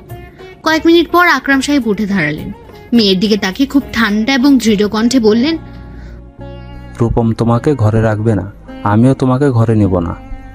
অতএব তুমি যেদিক খুশি সেদিক যেতে পারো। বাসা থেকে বেরিয়ে গেলেন আকরাম সাহেব। পর্দার চেপা থেকে ছেলেকে বের করে তুলে কোলে নিল রূপম। সেও বাসা থেকে বেরিয়ে গেছে। বাপ বেটা আজ বাইরে ডিনার করবে। রাগে পুরো শরীর কাঁপছে আলিশার। ফ্লোরে বসে হাউমাউ করে কাঁদছে সে। ড্রয়িং রুমে বসে টিভি দেখছে মায়া আর সালমান। ফোনে কথা বলছে সোহান। কলিং বেল বেজে উঠল বাসার। সোফা ছেড়ে উঠে এসে গেট খুলে দিল মায়া। একজন মেয়ে দাঁড়িয়ে আছে। প্রচন্ড রকমের বিধ্বস্ত দেখা যাচ্ছে মেয়েটাকে। চুল আউল ঝাউল হয়ে আছে, নাক চোখ ফুলে আছে, ফর্সা মুখটা লাল হয়ে আছে। মেয়েটাকে চিনে না মায়া। সামনে দাঁড়িয়ে থাকা মেয়েটা ওকে দেখছে। একদম পা থেকে মাথা পর্যন্ত খুঁটে খুঁটে দেখছে মায়াকে মেয়েটা। কয়েক সেকেন্ড বাদে মুখ খুললো সামনে দাঁড়িয়ে থাকা মেয়েটা। তুমি কি মায়া? হ্যাঁ। সরো এখান থেকে, আমি ভিতরে যাব। কেন সরব? কে আপনি? মায়ার প্রশ্ন শুনে সোফা ছেড়ে উঠে আসলো সালমান। আলিশা দাঁড়িয়ে আছে গেটের বাইরে। এত রাতে আলিশাকে দেখে কিঞ্চিত বিরক্ত সালমান। এই মেয়ে যখনই আসে কোনো না কোনো ঝামেলা বাঁধায়। আজও নির্ঘাত ঝামেলা করবে। তার উপর চোখ মুখ ফুলে আছে, তার মানে বাসা থেকে ঝগড়া করে এখানে এসেছে। তুমি এখানে কেন? তোমার ভাই কোথায়? ভাই কোথায় সেটা বলা জরুরি না, জরুরি হচ্ছে তুমি এত রাতে এখানে কেন সেটা জানা। কেন এসেছো? সোহানকে ভীষণ প্রয়োজন। ভাইয়া বাসায় নেই, যাও এখান থেকে। আমি জানি ও ঘরেই আছে, প্লিজ আমাকে ভিতরে যেতে দাও। সালমান, ইনি কি আলিশা? হ্যাঁ, তুমি জানো ওর কথা? জানি, তোমার ভাই বলেছিল। ওনার সাথে এত রাতে কি কাজ আপনার? সেটা তো তোমার জানার প্রয়োজন নেই, যার কথা আমি তার সাথেই বলবো। উনি আর আমি আলাদা না। ওনাকে বলা যে কথা আমাকে বলা একই কথা। আপনি আমাকে বলতে পারেন। তোমাকে কেন বলবো? না বলতে পারলে চলে যান। এটা সোহানের বাসা, ওর বাসায় কে আসবে কে যাবে সেটা ডিসিশন ও নেবে, তুমি না। পেছন থেকে এসে মায়ার কাজ জড়িয়ে ধরলো সোহান। আলিশাকে ভালোভাবে দেখছে সে। এটা মায়ের বাসা, আমার না। যেদিন বিয়ে করেছি সেদিন থেকে এই ঘর সংসার ওর নামে করে দিয়েছি। এই ঘরে কে আসবে কে যাবে সেসব ডিসিশন আমার বউ নেবে। আমার বউ, বুঝতে পারছো কথাটা? আমার গার্লফ্রেন্ড না, ও আমার বউ। তাহলে আমি কে? তুমি রূপমের বউ। রূপম যে আমাকে তোমার জন্য ঘর থেকে বের করে দিল। আমার জন্য? কেন? আমি কি করেছি?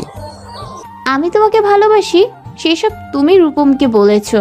ও আমাকে ঘর থেকে বের করে দিয়েছে, আব্বুর বাসায় যেতে নিষেধ করেছে।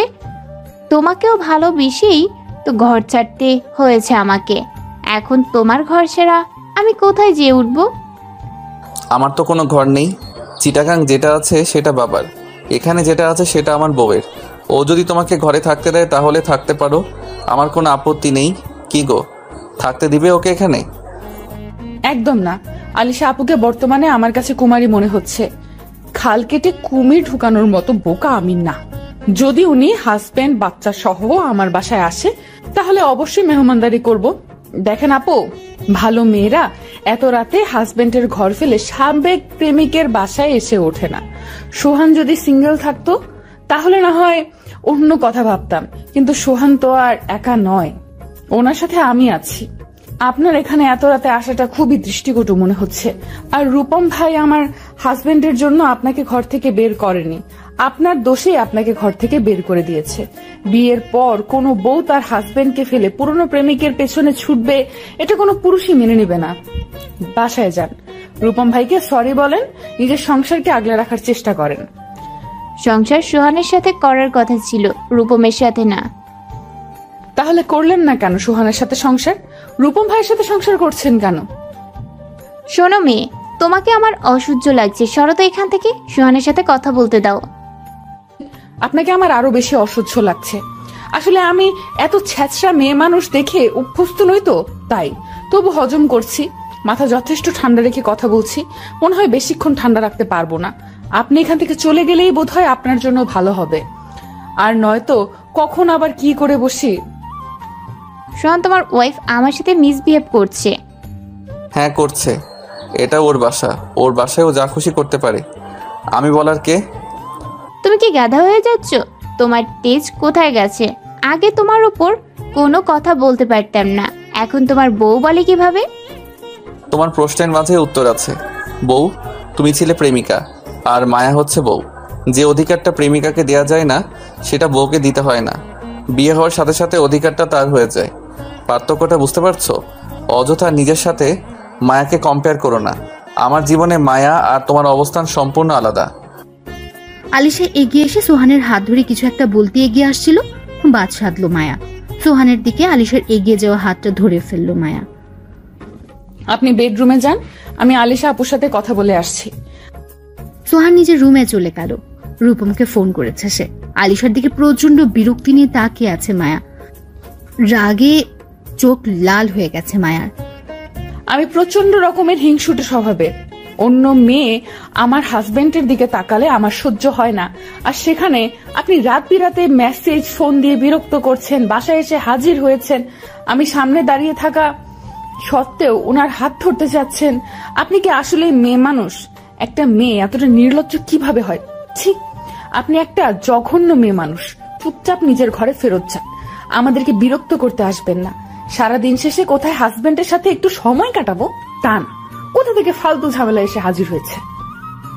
শেষের কথাগুলো বলতে বলতে গেট লাগিয়ে দিল মায়া। বাইরে দাঁড়িয়ে লাগাতার গেট ধাক্কা দিচ্ছে আলিশা। প্রচন্ড চেঁচামেচি করছে ও। মায়া বেডরুমে যেয়ে সোহানকে বলল, উনি তো খুব সিন ক্রিয়েট করছে, লোকজন শুনবে এসব। রূপমকে ফোন দিয়েছে, ও নিতে আসছে ওকে। আচ্ছা উনি কি পাগল?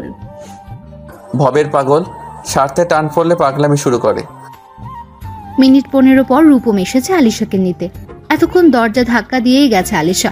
হাত জ্বালা করছে খুব, তবুও থামেনি ও। হাতের রক্ত জমাট বেঁধে লাল হয়ে গেছে। রূপম এসে কিছুক্ষণ টানা হেঁচড়া করেছে আলিশাকে।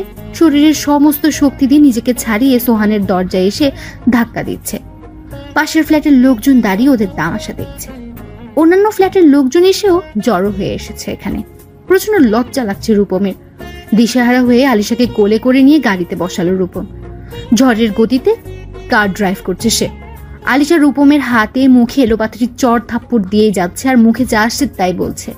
প্রচন্ড কান্না পাচ্ছে রূপমের, আর সহ্য হচ্ছে না তার এসব যন্ত্রণা। অনেকটা দূরে এসে গাড়ি সাইড করে থামালো সে। স্টিয়ারিং এর উপর মাথা রেখে চিৎকার করে কাঁদছে রূপম। মনের বোঝাটা হালকা করার খুব বেশি প্রয়োজন ছিল ওর। দম আটকে মারা যাবার উপক্রম হচ্ছিল। চোখের পানির সাথে বুকের ভেতরে চাপটা একটু একটু করে বেরিয়ে যাচ্ছে। সোহানের বাসার ড্রয়িং রুমে মাথা নিচু করে বসে আছে রূপম। মুখোমুখি বসে আছে মায়া আর সোহান। আলিশাকে বাসায় লক করে এসেছে রূপম। সাথে করে ছেলেটাকে নিয়ে এসেছে যাতে আলিশা বাচ্চাটাকে মারধর না করতে পারে। রূপম জানে আলিশা এখন বাসায় তুমুল ভাঙচুর চালাবে। বাচ্চাটা দেখলে ভয়ে বেহুশ হওয়ার উপক্রম হবে, তাই সাথে করে নিয়ে এসেছে। সালমানের বেডরুমে বসে এখন ইউটিউবে কার্টুন দেখছে। সোহানকে কিছু বলতে চাচ্ছে রূপম, কিন্তু গলার ঠিক মাঝখানটাতে এসে ঠেকে যাচ্ছে কথাগুলো। প্রায় 20 মিনিট যাবৎ এভাবে বসে আছে সে। এর মাঝখানে সোহান দুবার জিজ্ঞেস করেছে পানি খাবে কিনা। সেই উত্তরটাও গলা দিয়ে আসছে না রূপমের। সোহানও খুব বেশি জোরাজোরি করছে না কিছু বলার জন্য। সে বুঝতে পারছে রূপমের মনের অবস্থাটা এখন কেমন হতে পারে। সোহান ফের রূপমকে জিজ্ঞেস করলো, তোমাকে অনেক স্ট্রেস দেখাচ্ছে, স্ট্রং কফি খাবে? দিতে বলবো? কোনো মতে গলায় শক্তি জুগিয়ে উত্তর দিল রূপম, না, 1 গ্লাস বরফ মিশানো পানি দেওয়া যাবে, গলা পুরোপুরি শুকিয়ে গেছে। মায়া সোফা ছেড়ে ছুটে গেল ডাইনিং রুমে। ফ্রিজ থেকে বরফ বের করে বড় একটা গ্লাস পানিতে 3 টুকরা বরফ ছেড়ে দিল। রূপমের দিকে গ্লাস এগিয়ে দিল মায়া। হাতে গ্লাস নিয়ে খুব দ্রুত পানি গিলছে সে। দেখে মনে হচ্ছে বিগত 1 সপ্তাহ ধরে বোধহয় সে পানি খায়নি। রূপমের মুখ দেখে বড্ড কষ্ট হচ্ছে মায়ার। করুণ দৃষ্টিতে তাকিয়ে আছে সে মানুষটার দিকে। পানি খেয়ে খুব বড় একটা নিঃশ্বাস নিল রূপম। তার চোখে পানি ছলছল করছে। মায়ের দিকে তাকিয়ে বলল, ভাবি আসলে। গলায় কথা ধরে আসছে তার। থেমে গেল সে। মায়া স্পষ্ট দেখতে পাচ্ছে মানুষটার চোখে পানি। এবার তারও কান্না পাচ্ছে। বহু কষ্টে চোখে পানি আটকে রেখেছে মায়া। কোনো মতে গলার স্বরটা ঠিক করে ফের বলতে শুরু করলো রূপম, ভাবি আমার বাচ্চাটা রাতে কিছু খায়নি, ওকে রেস্টুরেন্টে খাওয়াতে নিয়ে গেছিলাম, খায়নি। ও আসলে ভয় পেয়েছে খুব আমাদের ঝগড়া দেখে। আপনি ওকে একটু খাইয়ে দেবেন প্লিজ। মায়েরও গলা ধরে আসছে। মুখ ফুটে কিছু বলল না ও। উপরে নিচে মাথা ঝাঁকিয়ে রান্নাঘরের দিকে ছুটল সে। রূপম, তুমিও তো বোধহয় খাওনি, হাত মুখ ধুয়ে আসো, আমি টেবিলে খাবার দিতে বলছি। প্লিজ সোহান, আমি খাবো না, গলা দিয়ে খাবার নামবে না আমার। যা হয়েছে ওগুলো আপাতত একটু সাইড করো, অল্প কিছু খেয়ে নাও। বিষ আছে ঘরে? কি ধরনের কথা বলছো? লজ্জায় কষ্টে আমার মরে যেতে ইচ্ছে হচ্ছে। চোখে মুখে অন্ধকার দেখছি, আমি মরে যেতে ইচ্ছে হচ্ছে। বাচ্চাটার কথা ভেবে এ ধরনের স্টেপ নিতে পারছি না। আমি মরে গেলে ছেলেটার কি হবে? আলিশার তো বাচ্চাটার দিকে কোনো খেয়ালই নেই। আসলে রূপম, তোমাকে কি বলা উচিত এই মুহূর্তে আমার জানা নেই। আমি জাস্ট চুপচাপ তোমার অভিযোগগুলো শুনতে পারবো, কিন্তু সলিউশন কি দিব তা আমার জানা নেই। কথাটা বলে হাউমাউ করে কান্না শুরু করলো রূপম। সালমানের রুমে বসে রূপমের ছেলেকে খাওয়াচ্ছে মায়া। বাচ্চাটা খুব তৃপ্তি সহকারে খাচ্ছে। খাওয়ার প্রায় শেষের দিকে। মায়া ইতিমধ্যে ভাব জমিয়ে ফেলেছে ওর সাথে। বাইরে থেকে কান্নার শব্দ শোনা যাচ্ছে। ভাত মুখে নিয়ে বসে আছে সে। কি হলো বাবা, খাচ্ছ না কেন? বাবা কি কাঁদে? মায়া আর সালমান একজন আরেকজনের মুখ চাওয়াচাই করছে। বিছানা ছেড়ে সাথে সাথে উঠে দাঁড়ালো সালমান। বাচ্চাটাকে কোলে নিয়ে বারান্দার দিকে এগুতে এগুতে মায়াকে বলল, মায়া, তুমি ওকে চাঁদ দেখিয়েছো? না তো। ধুর বোকা, তুমি আফিফকে চাঁদ দেখাওনি? কত বড় চাঁদ উঠেছে, একদম বড় গোল রুটির মতন দেখতে। চলো বাবা, আমরা চাঁদ দেখবো, তারা গুনবো আর ভাত খাবো। তারা গুনার কথা শুনে ব্যাপক খুশি আফিক। ব্যাপারটা তার কাছে খুব ইন্টারেস্টিং মনে হচ্ছে। আজ পর্যন্ত তারা কখনো সে গুণে দেখেনি। সালমানের কোলে থেকে লাফালাফি শুরু করছে তারা গুনবে সেই খুশিতে। রূপমের দিকে আরো এক গ্লাস পানি এগিয়ে দিল সোহান। এবার খানিকটা থেমে থেমে পানি খেল সে। গ্লাসটা টি টেবিলের উপর রেখে আবার বলতে শুরু করলো রূপম, এই যে আমার এত প্রপার্টি, অর্থ, বিত্ত, লাভ কি এসবের? আমার তো ঘরে শান্তি নেই। আমার চেয়ে ভালো আছে আমার অফিসের পিয়ন। তুমি ওকে চিনো না? আনিস নাম যে, ওর কথা বলছো? হ্যাঁ, তুমি জানো ওর বউটা প্রায়ই সেজেগুজে বক্সে ভরে খাবার নিয়ে আসে। অফিসের একটা কোনায় বসে ওর বউ ওকে মুখে তুলে খাইয়ে দিয়ে যায়। আমি আমার রুম থেকে বসে দেখি ওদের। তুমি জানো আনিসের মুখটা ওই মুহূর্তে আমি বসে বসে দেখি। ও যে সুখে আছে সেটা তখন ওর মুখটা দেখলেই আমি বুঝি। অদ্ভুত ভালো লাগা কাজ করে, আবার আফসোসও হয়। আনিসের জায়গায় থাকলে খুব সুখে থাকতাম জানো। ওর হতে পারে অঢেল টাকা নেই, কিন্তু ও আমার চেয়ে বড় লোক। ওর ঘরে সুখ আছে যা আমার ঘরে নেই। বেডরুম থেকে সিগারেট ফুঁকছেন সোহানের বাবা। কিছুক্ষণ আগে তার একজন ক্লায়েন্ট ফোন করেছিল। কথায় কথায় সে ক্লায়েন্টের কাছ থেকে তিনি জানতে পারলেন তার বড় ছেলে বিয়ে করেছে। কিছুদিন আগে নাকি এক পার্টিতে পরিচয় করিয়েছে সোহান তার ওয়াইফকে। ভদ্রলোক বেশ প্রশংসা করলেন মায়ার। ছেলের বিয়ের কথা অন্য লোকের মুখে শুনে তো এতক্ষণে তুফান চালানোর কথা ছিল, কিন্তু তিনি যথেষ্ট ঠান্ডা মাথায় বসে সিগারেট ফুঁকছেন। তিনি যতটুকু সোহানকে চিনেন তার ছেলে এতটাও বেপরোয়া না যে বাপ মাকে না জানিয়ে বিয়ে করবে। তার ষষ্ঠ ইন্দ্রিয় বলছে সোহান বিয়ে করেনি। ঘটনা এখানে অন্য কিছু। আর যদি বিয়ে করেও থাকে নিশ্চিত মেয়ের মাঝে কোনো সমস্যা আছে। ফ্যামিলিকে জানিয়ে বিয়ে করতে গেলে বাবা অবশ্যই মেয়ের খোঁজ নেবে, সেটা সোহান জানে। নিশ্চিত এমন কোনো সমস্যা আছে যেটা বাবাকে জানানো যাবে না, তাই সে চুপচাপ বিয়েটা সেরে নিয়েছে। কিন্তু এখন সত্যটা জানা খুব দরকার। সোহান কি বিয়ে করেছে নাকি করেনি? সোহানকে জিজ্ঞেস করে লাভ নেই। সত্যটা বলার হলে অনেক আগেই বলে দিত। খবরটা অন্যভাবে নিতে হবে। কাকে জিজ্ঞেস করবে? জাহিদকে? না, সেও মুখ খুলবে না। সালমান? ওকে জিজ্ঞেস করা যেতে পারে। ছোট ছেলের নম্বরে ডায়াল করলেন তিনি, ফোন রিসিভ করছে না সে। পরদিন বিকালে ইজি চেয়ারে বসে চোখ বন্ধ করে কিছু একটা হিসেব মেলাচ্ছেন সোহানের বাবা নজরুল সাহেব। গত রাতে সালমানও যখন ফোন রিসিভ করলো না, তখন তিনি ফোন করলেন অফিসের ম্যানেজার ইকবালকে। ইকবাল তার যথেষ্ট বিশ্বস্ত কর্মচারী। ইকবালকে দিয়ে সব খবর বের করা যাবে সে আশায় তিনি ফোন দিলেন। গত রাতে ফোনে যা শুনলেন তার জন্য মোটেই প্রস্তুত ছিলেন না তিনি। কান বন্ধ হয়ে আসছিল তার। এমনকি এখন পর্যন্ত মনে হচ্ছে উনি বধির হয়ে আছেন। যথেষ্ট ঠান্ডা মাথায় ব্যাপারটা সামাল দিতে হবে। ম্যানেজার ভাষ্যমতে সোহান পুরোপুরি এই মেয়ের প্রেমে হাবুডুবু খাচ্ছে। সোহানের সাথে এ ব্যাপারে কোনো কথা বলা মানে অহেতুক সময় নষ্ট করা। ছেলের সাথে কথা বলে কোনো প্রকারের কুল কেনারা করতে পারবেন না, সে কথা নজরুল সাহেব ভালোভাবেই জানেন। ছেলে তো তার কথা শুনবে না, উল্টো ব্যাগটে গুছিয়ে মেয়েটাকে সাথে নিয়ে বিদেশ পাড়ি জমাবে। পরে এত বড় ব্যবসা সামাল কে দেবে? সালমানকে দিয়ে তেমন একটা ভরসা পান না নজরুল সাহেব। সোহানের বিজনেস পলিসি একদম হিংসে করার মতো। মাঝে মাঝে নিজের ছেলেকে হিংসে হয় নজরুল সাহেবের, আবার গর্বও হয় খুব। সোহান বিজনেস জয়েন করার পর থেকে লাভের হার বেড়েছে 3 গুণ। এ ছেলেকে হাতছাড়া করাটা হবে পুরোপুরি বোকামি। এত বড় বোকা নজরুল সাহেব নন, যা করার আড়াল থেকে করতে হবে। তিনি কিছুই জানেন না এমন ভাব নিয়ে বসে থাকতে হবে। বিশেষ করে সোহানের মায়ের কানে তো ভুলেও এই কথা দেওয়া যাবে না। সে জানলে আজই ছেলের বাসায় গিয়ে ঝামেলা বাঁধিয়ে ফেলবে। মাথাটা ভন ভন করছে নজরুল সাহেবের। ছেলের রুচির এতটা অধপতন হজম করতে পারছেন না তিনি। একটা শপিং সেন্টারের সামনে এসে গাড়ি থামালো সালমান। সাথে মায়াও আছে। শিমুর সাথে পরিচয় করানো হবে মায়াকে, তাই আজ এখানে আসা। ফুড কোর্টে বসে আছে শিমু। দূর থেকে সালমানকে দেখতে পাচ্ছে সে।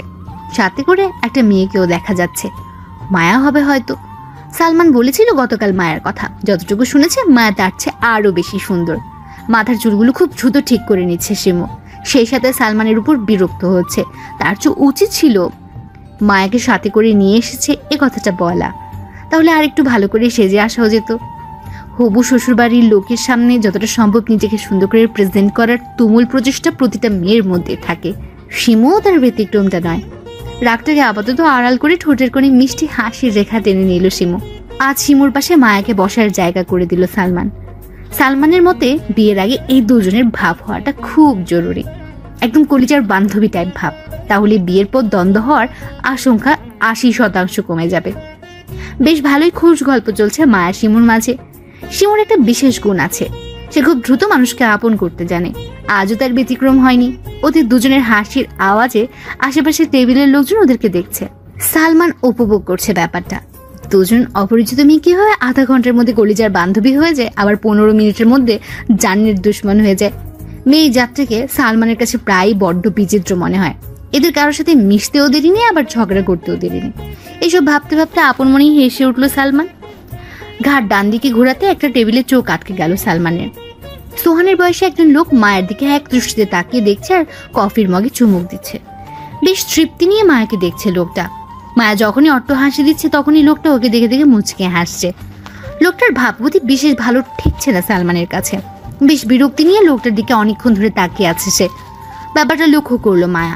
সালমান কোথায় তাকিয়ে আছে সেটা দেখার জন্য সোজা তাকালো মায়া। ভয়ে দম আটকে যাচ্ছে মায়ার। মুহূর্তে ঠোঁটের কোণা থেকে হাসি সরে গিয়ে চোখে মুখে ভয় জায়গা করে নিয়েছে। শিমু খানিকটা অবাক হয়ে মায়াকে জিজ্ঞেস করলো, কোনো সমস্যা মায়া? শিমুর কথা শুনে মায়ের দিকে তাকালো সালমান। মায়া এখনো লোকটার দিকে তাকিয়ে আছে। লোকটা মায়ের দিকে তাকিয়ে বিদঘুটে একটা হাসি দিচ্ছে। সালমান মায়ার কাঁধে হালকা ধাক্কা দিয়ে বলল, লোকটাকে চিনো তুমি? না। তাহলে তাকে দেখে এত ভয় পাচ্ছ কেন? আর লোকটা সে কখন থেকে তোমাকে দেখছে, কাহিনী কি? সালমানের প্রশ্নে আরো ঘাবড়ে গেছে মায়া। অ্যাসির মধ্যেও ঘামতে শুরু করেছে সে। মায়া, কোনো সমস্যা হলে বলো, ব্যাটাকে এক্ষুনি সাইজ করে আসি। আমি বাসায় যাব। কেন? প্লিজ।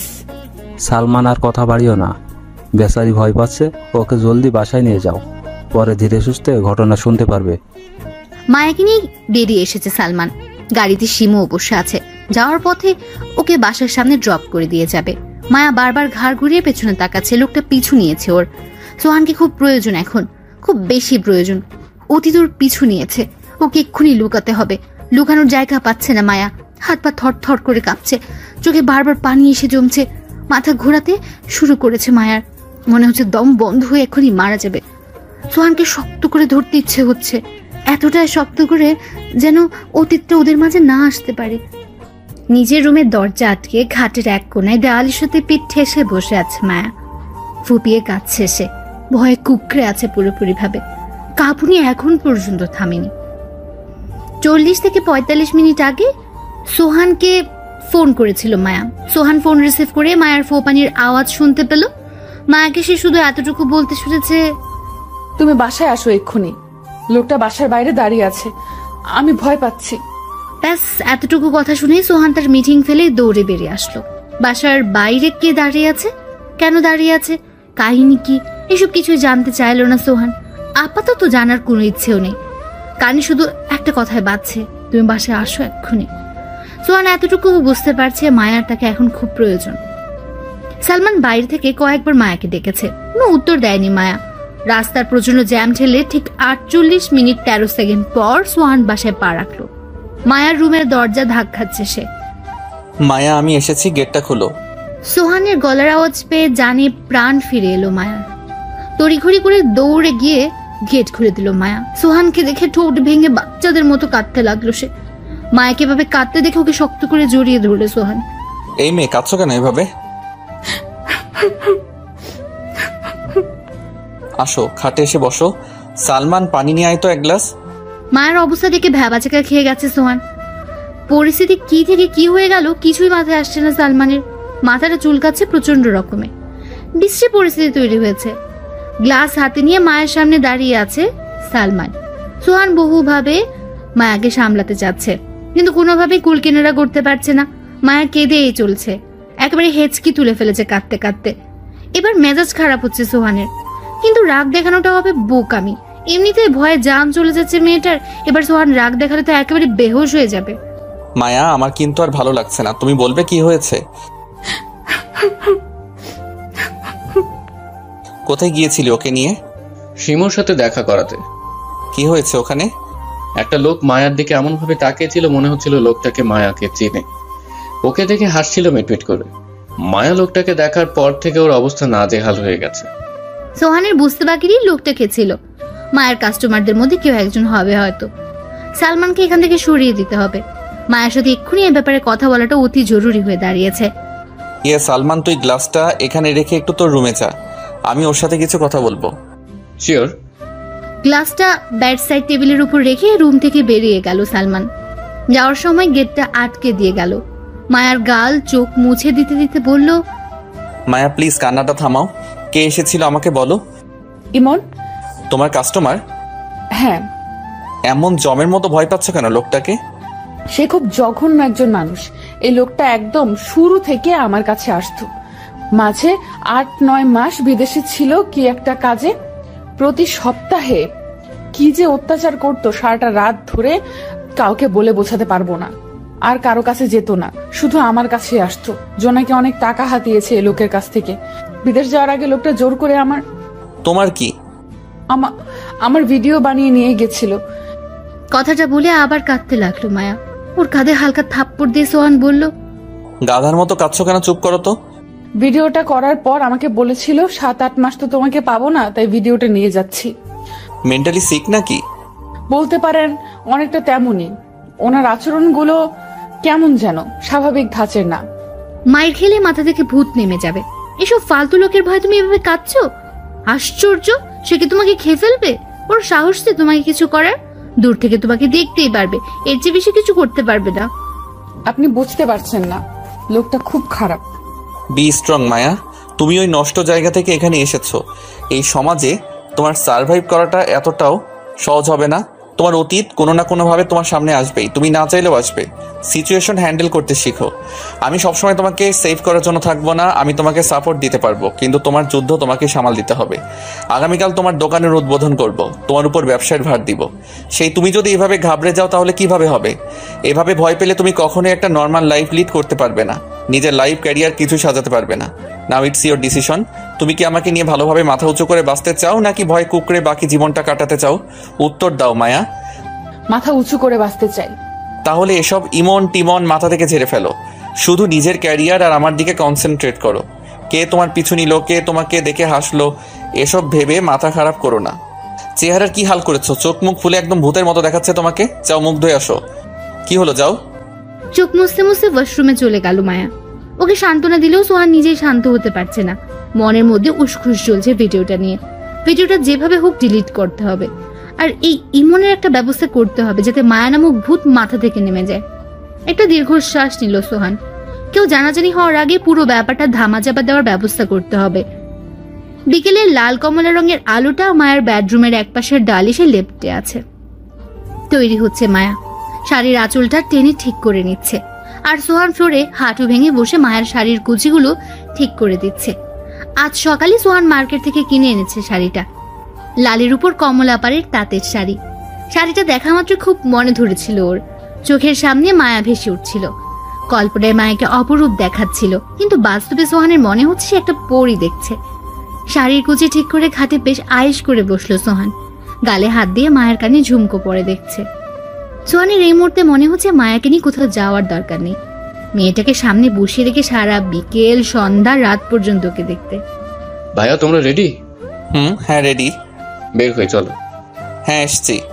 তুই নিজেকে গাড়িতে উঠে পড়। মায়া হয়েছে? হ্যাঁ। আচ্ছা আমাকে কেমন দেখাচ্ছে? তেমন সুন্দর না লাগছে, আর কি মোটামুটি। মুহূর্তে কালো হয়ে গেল মায়ার মুখটা। আয়নায় নিজেকে ভালোভাবে দেখতে লাগলো। কোনো কিছুর কমতি রয়ে গেল সাজে? সাজটা কি সুন্দর হয়নি? এখন আর দেখে লাভ নেই, চলো, দেরি হয়ে যাচ্ছে। সাজ ভালো হয়নি তাই না? হয়েছে মোটামুটি। কিসের কমতি বললেন না? কিসের কমতি পরে বলছি, এখন চলো। না আগে বলুন। উফ। মায়ের হাত ধরে টানতে টানতে বাসা থেকে বের করে নিয়ে যাচ্ছে সোহান। মায়ের মনটা খারাপ হয়ে যাচ্ছে। আজ ওর দোকানের উদ্বোধন হবে, অথচ ওকে ভালো দেখাচ্ছে না। ব্যাপারটা বড্ড বেমানান। সিঁড়ি বেয়ে নিচে নামতে নামতে সোহান বলল, মাঝে মাঝে প্রেমিকার ত্রুটিগুলো ধরিয়ে দেওয়াটা জরুরি, তবেই প্রেমিকা আমার প্রশংসার কদর করবে। ঘটনা হচ্ছে তোমার কোনো ত্রুটি আমি দেখতে পাই না, তাই মিথ্যামিথ্যি তোমার ত্রুটি ধরলাম। তোমাকে পরীর মতো দেখাচ্ছে, লাল পরী। ইচ্ছে হচ্ছে রুমের দরজা আটকে তোমাকে সামনে বসিয়ে রেখে ঘন্টার পর ঘন্টা তাকিয়ে থাকি, কিন্তু সে সুযোগ কোথায়? আগে যদি জানতাম শাড়িটা তোমাকে এত মানাবে, তাহলে এখন ভুলেও শাড়িটা এখন পরতে বলতাম না, রাতে পরতে বলতাম। ঘরের ভিতরে আসা জ্যোৎস্নার আলোতে তোমাকে সামনে বসিয়ে রাখতাম, আর ভাবতাম রূপালী জ্যোৎস্নায় একটা লাল পরী দেখছি। সোহানের দিকে তাকিয়ে মুখ টিপে হাসছে মায়া। লজ্জা ভর করেছে ওর চোখে মুখে, সেই সাথে ভালোবাসাও। দেখো এমনিতেই তোমাকে দেখে মাথা খারাপ হয়ে যাচ্ছে। তার উপর এভাবে হাসি দিয়ে আমাকে আর পাগল করো না প্লিজ। একটা বিশেষ কাজে আমরা বেরোচ্ছি, কাজটা ঠিক মতো করতে দাও প্লিজ। বাসায় এসে আমার দিকে তাকিয়ে যত পারো মুখ টিপে হাসো, আমি দেখব। বাসায় বসে পাগল হলে সমস্যা নেই, রাস্তাঘাটে বের হয়ে পাগল হলে সমস্যা আছে। কখন আবার রাস্তাঘাটে তোমাকে জড়িয়ে ধরে চুমুটুমু খেয়ে বসে তার কোনো ঠিক নেই। সো প্লিজ হাসি বন্ধ করো। নিচতলায় লিফট এসে থামলো। বেরিয়ে এলো সোহানের মায়া। সোহান আগে হেঁটে যাচ্ছিল, পেছন থেকে মায়া এসে সোহানের হাত টেনে আটকালো। কি কিছু ফেলে এসছো? আমাকে কি খুব সুন্দর দেখাচ্ছে? এতক্ষণ কি বললাম আমি? আরেকবার বলেন। শব্দ করে হেসে ফেললো সোহান। আরো প্রশংসা শুনতে ইচ্ছা হচ্ছে? অনেক ইচ্ছে হচ্ছে। এখন না, রাতে বাসায় আসি। তুমি আজকে এই শাড়ি খুলবে না, বাসায় এসে ফ্রেশ হয়ে আবার এই শাড়ি পরবে, সাজগোজ করবে। সোহানের হাত শক্ত করে জড়িয়ে ধরল মায়া। ঠোঁটে বিস্তৃত হাসির রেখা ফুটে উঠেছে। গাড়ির দিকে এগিয়ে যাচ্ছে মায়া সোহান। গাড়ির ভেতরে বসে ওদের দুজনকে দেখছে সালমান। আজকাল সোহানকে দেখলে মনে এক ধরনের শান্তি পায় সালমান। সোহান প্রচন্ড একা একজন মানুষ। ভাইটার জীবনে সব ছিল, কিন্তু আগলে রাখার মতো কেউ ছিল না। প্রচন্ড দুশ্চিন্তার রাতগুলোতে মাথায় হাত বুলিয়ে দেওয়ার কেউ ছিল না। আস্তার এমন কেউ আছে, মায়া নামের একটা পরী আছে। ভাইয়ের সুখ চোখে মুখে দেখতে পেল সালমান। অন্যরকম একটা সুন্দর ভাব ফুটে উঠেছে সোহানের মুখে, সুখের সুন্দর। সালমান বসে আছে ড্রাইভারের সাথে, পেছনের সিটে বসে আছে মায়া আর সোহান। মায়ার ডান হাতের উপর সোহান নিজের হাতটা রেখে বসে আছে। কিছুক্ষণ পরপর মায়ের দিকে তাকাচ্ছে সে। গাড়ির লুকিং গ্লাসে সে দৃশ্য দেখছে সালমান। খুব উপভোগ করছে ব্যাপারটাও। দোকানের উদ্বোধন সেরে রাতে একটা 5 তারা হোটেল থেকে ডিনার কমপ্লিট করলো ওরা তিনজন। খুব বেশি মানুষ না, খুব কাছের 10-12 জন লোক নিয়ে দোকানের উদ্বোধন সেরেছে সোহান। শিমও এসেছিল। আজ ওর বান্ধবীর গায়ে হলুদ, তাই ওদের সাথে ডিনার আসতে পারেনি। দোকান থেকে সরাসরি কমিউনিটি সেন্টারে চলে গিয়েছিল। বাসায় ফিরতে ফিরতে রাত 10টা বেজে গেছে। ঘরে ফিরে মায়াকে গিয়ে ফ্রেশ হয়ে রেডি হয়ে আবার সাজগোজ করতে বলল সোহান। নিজের রুমে গিয়েও সোহান ফ্রেশ হয়ে নিল। মায়ের রুমে এসে দেখে তখনও সে বের হয়নি। মায়ের শাড়িটা বিছানার উপর রাখা। কয়েক সেকেন্ড পর মুখ মুছতে মুছতে বেরিয়ে এলো মায়া। বিছানার উপর থেকে শাড়িটা হাতে নিল মায়া। শাড়ির একপাশে কোমরে গুজতে মায়ের হাত থেকে শাড়িটা নিয়ে নিল সোহান। মায়ের কোমরে শাড়িটা গুজে দিচ্ছে সে। আপনি শাড়ি পরাতে পারেন? তেমন ভালো না। তাহলে আমাকে দিন, আমি পরে নিচ্ছি। আমি পরাবো, আমি তোমাকে সাজিয়েও দিব। মায়ের চোখে পানি ছলছল করছে। বড্ড আবেগে সে, অথবা বলা যেতে পারে ভালোবাসার কাঙাল। যত্ন ভালোবাসা না পেতে পেতে শুকিয়ে যাওয়া মরুভূমির অন্তরে পানি ঢালছে সোহান। ভালোবাসার ফুল গাছটা সেই পানি পেয়ে ধীরে ধীরে মনের চতুর্দিকে শক্ত শেকড় গজিয়ে উঠেছে। একটু একটু করে চোখ মেলছে মায়া। ঘুম ভয়ানকভাবে আচ্ছন্ন করে রেখেছে ওর চোখ দুটোকে। সারা রাত ভালোবাসায় বিভোর থেকে ভোর রাতে দিকে সোহানের বুকে মুখ গুছিয়ে ঘুমিয়েছে মায়া। অনেক বেলা হয়েছে। ঘরের দেওয়ালে রোদের তীব্রতা দেখে তাই বোঝা যাচ্ছে। হাত বাড়িয়ে বালিশের পাশে থাকা মোবাইলটা হাতে নিয়ে দেখলো 11:14। চোখ কচলাতে কচলাতে শোয়া থেকে উঠল মায়া। পাশে সোহান নেই, বোধহয় অফিসে চলে গেছে। ড্রেসিং টেবিলের উপর থেকে সাদা কাগজের উপর তাজা লাল গোলাপ দেখা যাচ্ছে, বোধহয় সোহান রেখে গেছে। প্রচন্ড আগ্রহ নিয়ে খাট ছেড়ে ড্রেসিং টেবিলের কাছে এগিয়ে গেল মায়া। হাত বাড়িয়ে গোলাপ আর সাদা কাগজটা নিল। কাগজটা খুলল সে। বাবা সকালে ফোন করেছিল, সিলেট যেতে হবে, খুব জরুরি কাজ পড়ে গিয়েছে। আমি আগামীকাল রাতেই চলে আসবো। কোনো এক অজানা কারণে তোমাকে ঘুমন্ত অবস্থায় অস্বাভাবিক রকমের সুন্দর দেখাচ্ছিল। তোমাকে জাগাতে ইচ্ছে হয়নি। সিলেট যাওয়ার জন্য রেডি হয়েছি আর তোমার মুখের দিকে তাকিয়ে থেকেছি। এত মায়া কেন তোমার মাঝে আমি বুঝেই পাই না। এই শোনো, আমি এসে পড়বো খুব জলদি। নিজের খেয়াল রেখো, আর আমি আসার আগ পর্যন্ত বাসার বাইরে যেও না। কি ভাবছো কথাগুলো ফোনে না বলে চিঠিতে কেন বললাম? প্রেমিক হতে ইচ্ছে হলো তাই চিঠি লিখলাম। ভালো থেকো। চিঠির উপর হাত বোলাচ্ছে মায়া। ঠোঁটের কোণে হাসি ফুটে উঠেছে ওর। নাকের কাছে গোলাপটা নিয়ে সুবাস নিচ্ছে, ভালোবাসার সুবাস। মোবাইলে কল এসেছে মায়ার। দৌড়ে গিয়ে ফোনটা হাতে নিল মায়া। সোহানের ফোন এসেছে। এক মুহূর্ত দেরি না করে কলটা রিসিভ করে নিল। হ্যালো, কি হলো? রিসিভ করে কথা বলছো না কেন? কোনো কথা নেই আপনার সাথে। কেন?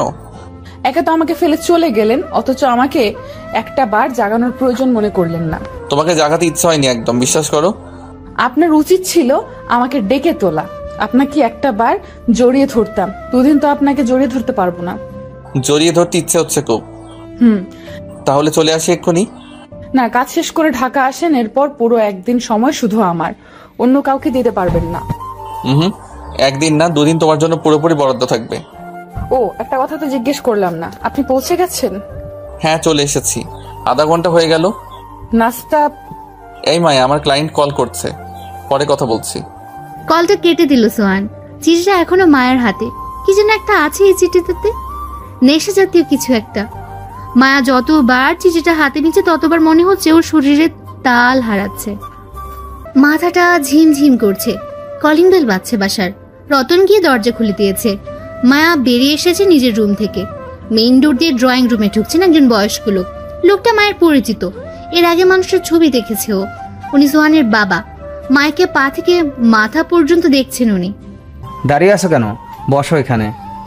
গুটি গুটি পায়ে নজরুল সাহেবের মুখোমুখি সোফাটায় বসলো মায়া।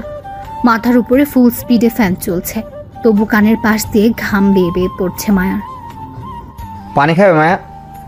খানিকটা অবাক হলো মায়া। সোহানের বাবা ওর নাম জানেন, কিন্তু কিভাবে? শামিম, ওকে এক গ্লাস পানি দাও তো। পায়ের উপর পা তুলে সোফায় হেলান দিয়ে বসলেন নজরুল সাহেব।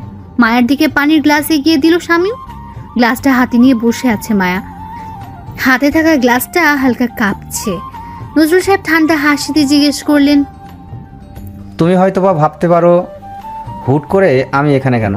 তোমার নাম জানি কিভাবে, তাই না? উত্তর দিচ্ছে না মায়া। প্রশ্নগুলো সত্যি ওর মাথায় ঘুরপাক খাচ্ছে, কিন্তু মুখ ফুটে বলার শক্তি বা সাহস কোনোটাই নেই। দেখো, আমি কম সময় নিয়ে এসেছি, অফিসে অনেক কাজ ফেলে এসেছি। ঘন্টা তিনেক পরে আবার ব্যাক করব। এখানে আসার মূল উদ্দেশ্য হচ্ছে তোমার সাথে কিছু ব্যাপারে কথা বলবো, এরপর চলে যাব। তুমি তো বোবা না, তাহলে কথা বলছো না কেন? জি। সোহান আমার বড় ছেলে। সালমানের চেয়ে ওর প্রতি আমার এক্সপেকশন অনেক বেশি। আমার বিজনেস সামাল দেওয়ার মতো যোগ্যতা সোহানের চেয়ে সালমানের অনেক কম। আমার পেপারটি কি পরিমাণ আছে সে কথা নিশ্চয়ই সোহান তোমাকে জানিয়েছে। জি না। ও যদি না বলে থাকে তাহলে সেসব নিয়ে আমি তোমার সাথে কথা বলবো না। আশা করি এই কয় মাসে তুমি সেটা আন্দাজ করে নিয়েছো। দেখো মায়া, তোমার সাথে সোহানের বিয়ে হয়নি, সেটা আমি জানি। চোখ বড় করে নজরুল সাহেবের দিকে তাকালো মায়া। টি টেবিলের উপর থেকে পানির গ্লাসে চুমুক দিলেন নজরুল সাহেব। আবারও হেলান দিয়ে বসলেন সোফায়। এতটা অবাক হওয়ার কি আছে? সোহান আমার সন্তান। হতে পারে ও আমার কাছ থেকে দূরে থাকে, ও এখন বড় হয়ে গেছে। তার মানে তো এই না আমি ওর খোঁজ নিব না, কখন কি করছে না করছে সেসব জানবো না। শুনেছি ও নাকি তোমাকে প্রচণ্ড যত্নে রাখে। যত্নটা কী জন্য রাখে সে ব্যাপারে আমার জানা নেই। হতে পারে ও তোমার সত্যি ভালোবাসে, আবার হতে পারে এটা ওর সাময়িক মোহ। এটা তোমাদের নিজস্ব ব্যাপার, তোমরা ভালো বলতে পারবে, আমি সেটা জানি না। তবে আমার ধারণা এটা মোহ। সোহানের এখন 30 চলছে। স্বাভাবিকভাবে ও এই মুহূর্তে কাউকে প্রয়োজন যে ওর যত্ন নিবে, ওর চাহিদাগুলো মেটাবে, ওর একাকিত্ব দূর করবে। বলতে পারো তোমাকে এনেছে ওর রিফ্রেশমেন্টের জন্য। হতে পারে ও এখন বিয়ে করার জন্য মেন্টালি প্রিপারেড না, এজন্য তোমাকে নিয়ে এসেছে। তোমাকে কিছুদিন এখানে রাখবে, যখন মেন্টালি প্রিপেয়ার্ড হবে তখন তোমাকে আবার তোমার আগের জায়গায় ফেরত রাখবে। চোখে ছলছল পানি নিয়ে মায়া বলল, উনি আমাকে বলেছে ভালোবাসে, খুব ভালোবাসে। আচ্ছা ঠিক আছে, ধরে নিলাম তোমাকে ভালোবাসে, তুমিও তো ওকে ভালোবাসো, তাই না? থাক, বলতে হবে না, আমি উত্তর জানি। আচ্ছা মায়া, যাকে ভালোবাসো তার মন্দ নিশ্চয়ই কখনোই চাইবে না? না। তুমিই বলো, তুমি কি সোহানের যোগ্য? সোহানের পাশে কি তোমাকে মানায়? সোহানের স্ট্যাটাস আর তোমার স্ট্যাটাস কি ম্যাচ হয়? তোমার বাবার পরিচয়টা পর্যন্ত তুমি জানো না। তোমার মা আর তুমি একটা নষ্ট পাড়ায় বড় হয়েছো। সোহানকে আমরা কতটা যত্নে, কত স্বপ্ন নিয়ে বড় করেছি জানো? সোহান সবাইকে বলে বেড়ায় তুমি ওর ওয়াইফ। তুমি কি এটা জানো ওর অফিসের কর্মচারীদের মাঝে তোমার ব্যাপারে কথা চলছে? তুমি কোথা থেকে এসেছো সেটা অফিসের কম বেশি সবাই জানে, কিন্তু সোহানের মুখোমুখি এসব কথা কেউ বলতে পারে না ভয়ে। আজকে অফিস জানাজানি হয়েছে, কালকে সোসাইটির লোকজন জানাজানি হবে। কর্মচারীরা না হয় ওর সামনে মুখ খোলে না, চাকরি চলে যাওয়ার সে ভয়ে, কিন্তু সোসাইটির লোক ওরা নিশ্চয়ই চুপ করে থাকবে না। সোহানকে ইঙ্গিত দিয়ে অথবা সরাসরি তোমার ব্যাপারে কথা বলে বসবে। আবার তুমি কোথাও ওর সাথে বেড়াতে গেলে, তোমার পুরনো কোনো কাস্টমারের সাথে দেখা হয়ে গেলে সোহানের সামনেই তোমাকে খারাপ প্রস্তাব দিয়ে বসলো, তখন কি হবে? ওর কতটা ইনসাল্ট হবে আন্দাজ করতে পারছো? ও কি এ ধরনের বাজে ব্যবহারগুলোর মুখোমুখি হওয়ার যোগ্য? আজ যদি তোমার সাথে না জড়িয়ে আমাদের স্ট্যাটাসের কারোর সঙ্গে সম্পর্কে জড়াতো, তাহলে নিশ্চয়ই ওকে এসব মুখোমুখি হতে হতো না। এই ব্যাপারগুলো কি আমার ছেলেকে শান্তিতে থাকতে দিবে? যাকে ভালোবাসো তুমি কি চাও না সে ভালো থাকুক, তার জীবনটা সুন্দর হোক? নিঃশব্দে কাঁদছে মায়া। মনে হচ্ছে কেউ গলা টিপে ধরে রেখেছে। নিজেকে তুচ্ছ থেকে আরো বেশি তুচ্ছ মনে হচ্ছে। ওনার প্রতিটা কথা খুবই যুক্তিযুক্ত মনে হচ্ছে মায়ার। কথাগুলো সত্যি ছিল। বাস্তবতাটা আজ বোধহয় একটু বেশি নির্মম মনে হচ্ছে। নিজের পরিচয়টা এতদিন মেনে নিলেও আজ কোনোভাবেই মেনে নিতে পারছে না মায়া। ইচ্ছে হচ্ছে গায়ের চামড়া কেটে আবার নতুন চামড়া লাগিয়ে দিতে, যে চামড়ায় কোনো ময়লা লেগে থাকবে না। এখন বাকিটা তোমার ইচ্ছা। তুমি কি সোহানকে ভালোবেসে ওর ক্ষতি করবে, নাকি দূরে সরে গিয়ে ওর উপকার করবে? আমার যা বলার ছিল আমি বললাম। তুমি কি সিদ্ধান্ত নিবে তা তুমি নিতে পারো। আসি। সোহানের বাবা উঠে চলে গেলেন। মায়ের মাথায় কথাগুলো তীরের মতো বিঁধেছে। মনে হচ্ছে যেন মস্তিষ্কের ভেতরটা ক্ষত বিক্ষত হয়ে যাচ্ছে। পুরো আধা ঘন্টা ড্রয়িং রুমের সোফায় বসেছিল মায়া। এই আধা ঘন্টায় মন খুলে কেঁদেছে এবং নিজের সাথে বোঝাপড়া করেছে। থাকবে না সোহানের জীবনে, চলে যাবে আগের জায়গায়। যাকে ভালোবাসে তার অপমান বা কষ্টের কারণ সে হতে চায় না। পাশে থেকে ভালোবাসতে হবে এমন তো কোনো কথা নেই। দূর থেকেও ভালোবাসা যায়। দূরে সরে গিয়ে যদি ভালোবাসার মানুষটা ভালো থাকে তবে তাই হোক। সবার গল্পের সমাপ্তি সুন্দর হয় না। ওর ভাগ্যে অসুন্দর সমাপ্তি ছিল। ভাগ্যকে মেনে নিতে হবে, নিজের অবস্থানটাকে মেনে নিতে হবে। দাঁত মুখ শক্ত করে ব্যাগ গুছিয়ে নিয়েছে মায়া। রতনের হাতে একটা চিঠি ধরিয়ে বেরিয়ে এসেছে সংসার থেকে। ওর সংসার, যেটা সোহান ওকে বুঝিয়ে দিয়েছিল, আজ এই মুহূর্তে মায়ার জন্য প্রাক্তন হয়ে গেছে সেই সংসার। বাসাতে এই ফোনটা রেখে গেছে মায়া। মিটিং সেরে মায়ের ফোনে কল দিচ্ছে সোহান। 2বার কল করার পর 3বারের মাথায় কলটা রিসিভ করলো রতন। ভাই, মায়া কোথায়? ভাবি তো গেছে গিয়া। মানে? যেইখান থেকে আপনি তারা নিয়ে আইছিলেন সেইখানে গেছে গিয়া। আপনার আব্বাই আইছিল, ভাবিরে বহুতক্ষণ বহু কিছু বুঝাইলো। ভাবি বড় সাহেবের বুঝমাইনা গেছে গিয়া। বাবা কি বলেছে ওকে? কইছে আপনার লগে ভাবি থাকলে নাকি আপনারে বদনাম হইব, আপনার অপমান দেখতে হইব, আরো বহু কিছু কইছে। এরপর ভাবি আমার হাতে একখান চিঠি দিয়া ব্যাগ গুছাইয়া গেছে গিয়া। জিগাইছিলাম ভাবি কই যান, আমারে কইলো আমারে যেখানে মানাই সেইখানে যাই। সোহান দাঁত কিরমির করছে। এই মিটিংটা চাইলে সালমানকে দিয়ে সামলানো যেত। ওকে এমন পিড়াপিড়ি করে সিলেট পাঠানোর পেছনে এই কারণ ছিল তাহলে? সারা বছর ছেলের খবর থাকে না, আজ এসেছে ছেলের অপমান সম্মান নিয়ে ভাবতে। বন্ধু মহলে যখন বাপ মায়ের পরকীয়ার কুকীর্তি নিয়ে আলোচনা হয় তখন বুঝি ছেলের অপমান হয় না? যেমন মেজাজ খারাপ হচ্ছে বাবার উপর, তার চেয়ে দ্বিগুণ খারাপ হচ্ছে মায়ার উপর। ইচ্ছে হচ্ছে থাপড়িয়ে জোয়ালের দাঁত সবকটা ফেলে দিতে। আদরে আদরে ঠ্যাং বেশি লম্বা হয়ে গেছে, তাই ধেই ধেই করে ঘরের বাইরে যাওয়ার শখ জেগেছে ওর। তুলে আছাড় মারলেই সব ঠিক হবে। বাবার নম্বরে ডায়াল করলো সোহান। ফোনের সুইচ অফ দেখাচ্ছে। এরপর কল করলো নজরুল সাহেবের পার্সোনাল সেক্রেটারি মিজানের কাছে। কল রিসিভ করলেন তিনি। Hello sir. আপনার বড় সাহেব কোথায়? এই তো এখানেই। ফোনটা দিন। মিজান ফোনটা নজরুল সাহেবের দিকে এগিয়ে বলল। সোহান স্যার ফোন করেছেন? ফোনটা কানে নিলেন নজরুল সাহেব। হ্যাঁ সোহান বলো। আমাকে নিয়ে এত সমস্যা কেন তোমার? কিসের সমস্যা? আমি যদি বাইরের বেশ্যার ঘরে তুলে এনে ভালো থাকি তাহলে সমস্যা কোথায়? দেখো, ও আমাদের যোগ্য না। তোমার জন্য মেয়ে দেখেছি, কয়েকদিন অপেক্ষা করো, আমি তোমার বিয়ের ব্যবস্থা করব। যদি এখনই বিয়ে না করতে চাও তাহলে সমস্যা নেই, এঙ্গেজমেন্ট করে রাখলাম।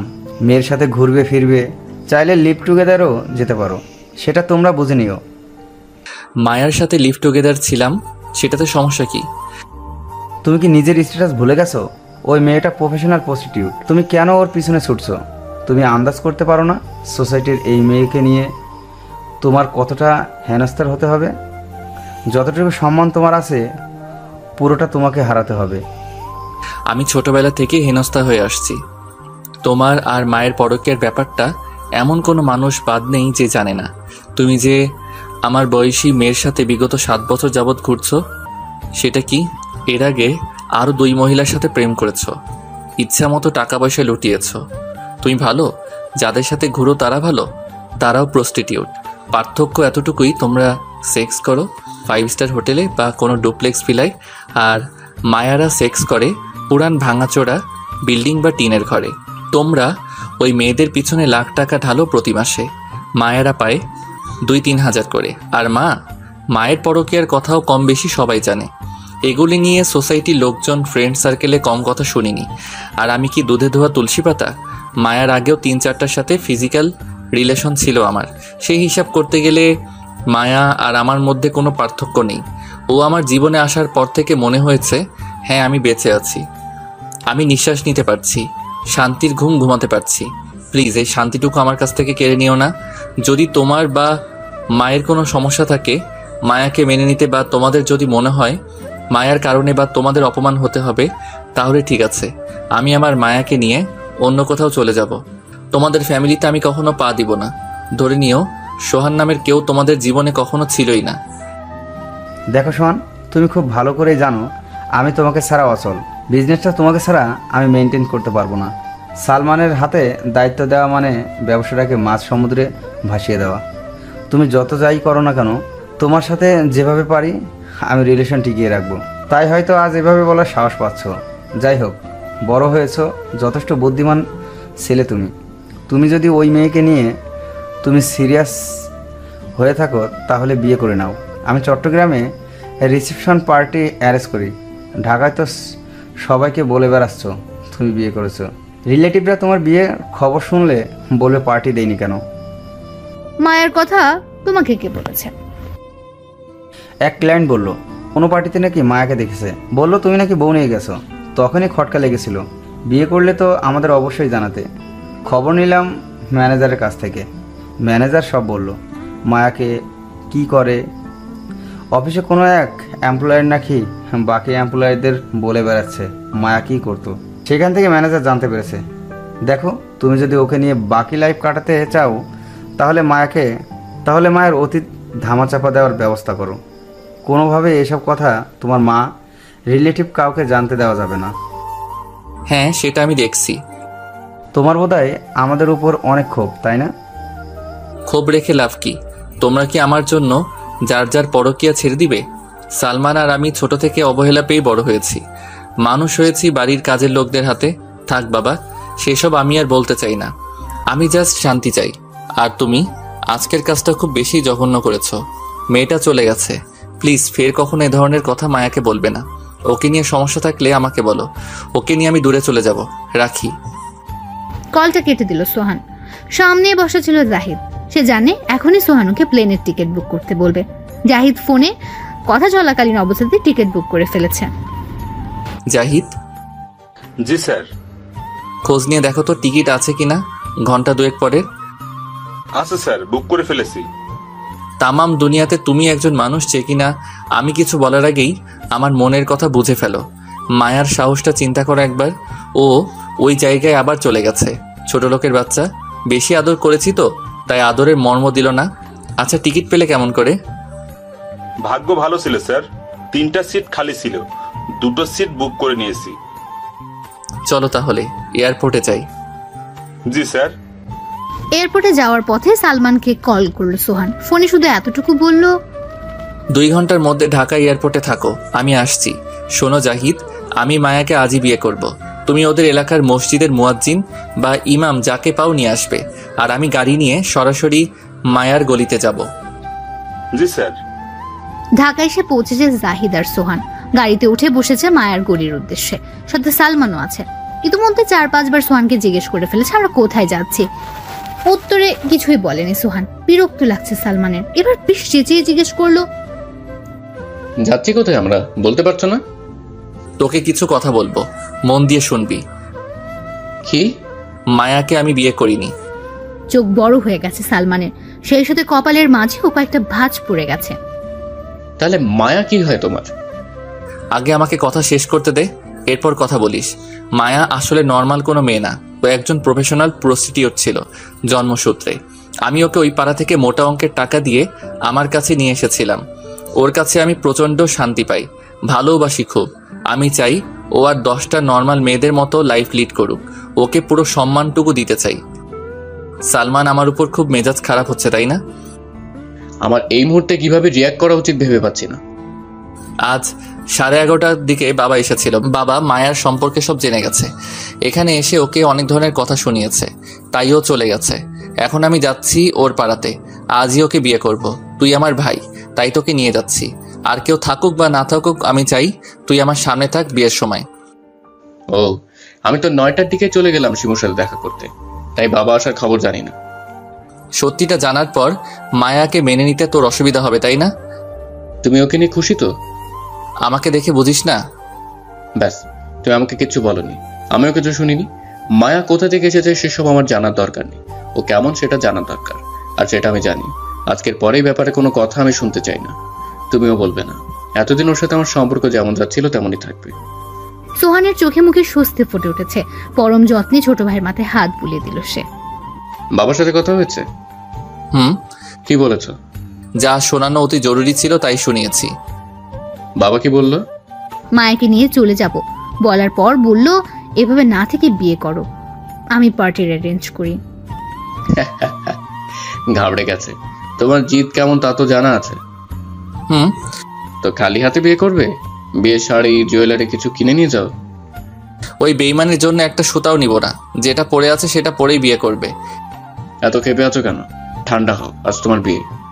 খ্যাপার মতো কাজ করলে তো খেপবই। ও কোন সাহসে বাসা থেকে বের হলো? বাবা কি বলল না বলল সেসব শুনে বের হয়ে গেল। আমি যে ভালোবাসলাম সেটার কোনো মূল্য নেই। আচ্ছা, হতে পারে বাবার কথা শুনে নিজেকে আর কন্ট্রোল করতে পারেনি, তাই হয়তো। আমি এত কিছু জানি না। ও বের হবে কেন, এটা হচ্ছে মূল কথা। আমি ওকে যাওয়ার আগে না করে গেছি বাসা থেকে, যেন না বের হয়। তবু কেন বের হলো?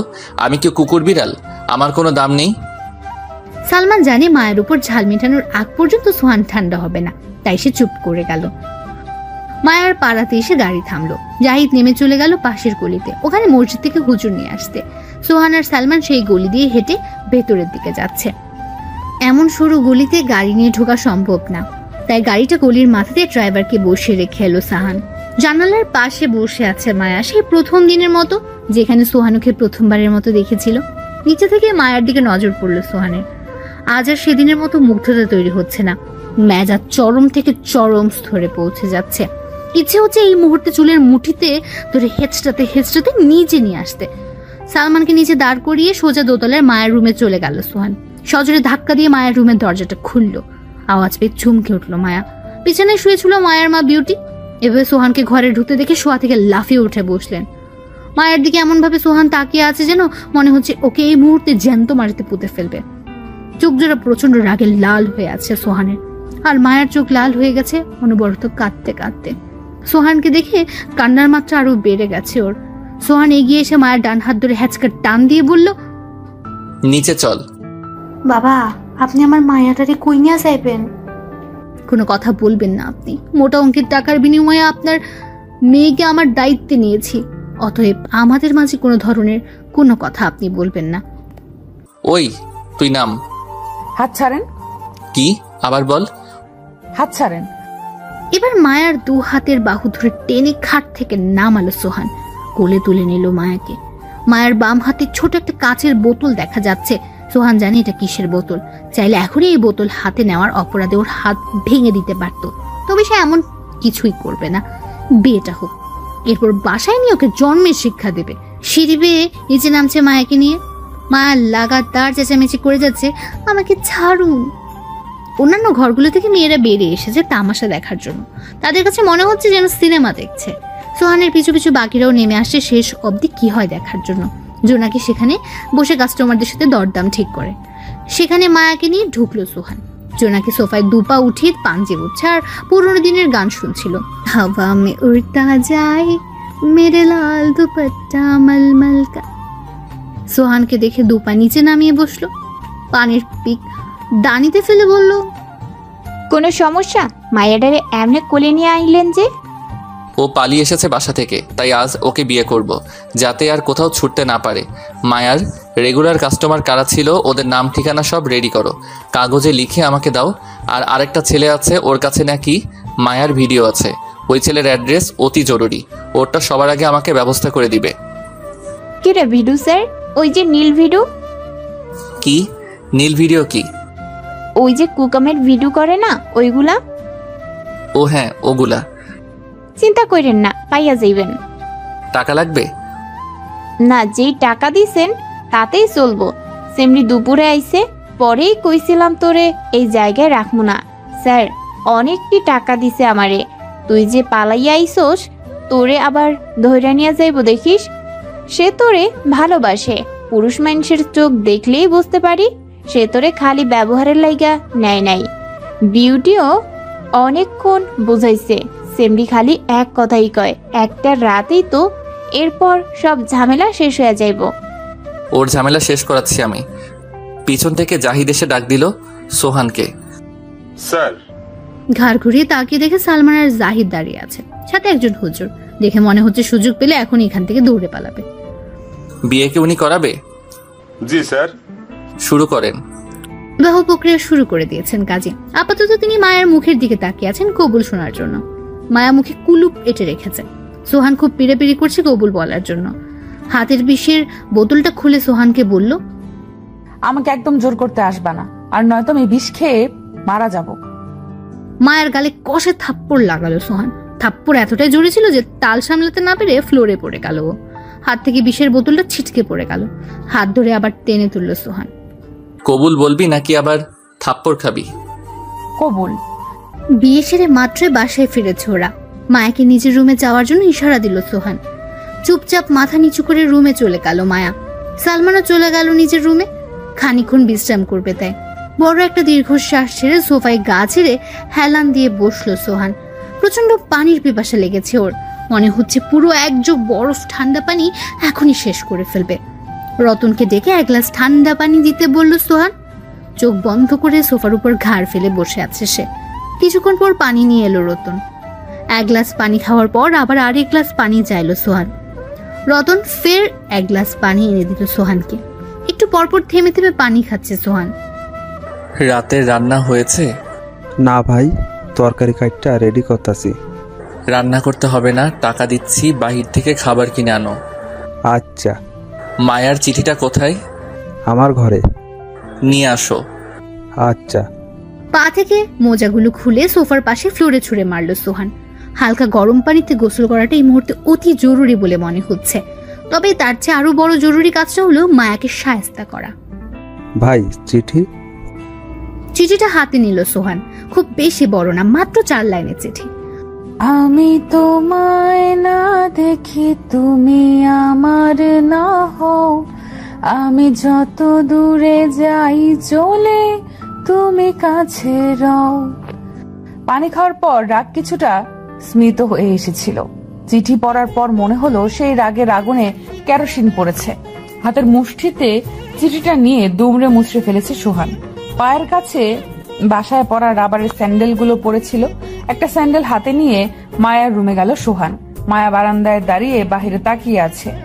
রুমের গেট আটকে দিয়ে বারান্দা থেকে মায়ার চুলের মুঠি ধরে ঘরে নিয়ে আসলো সোহান।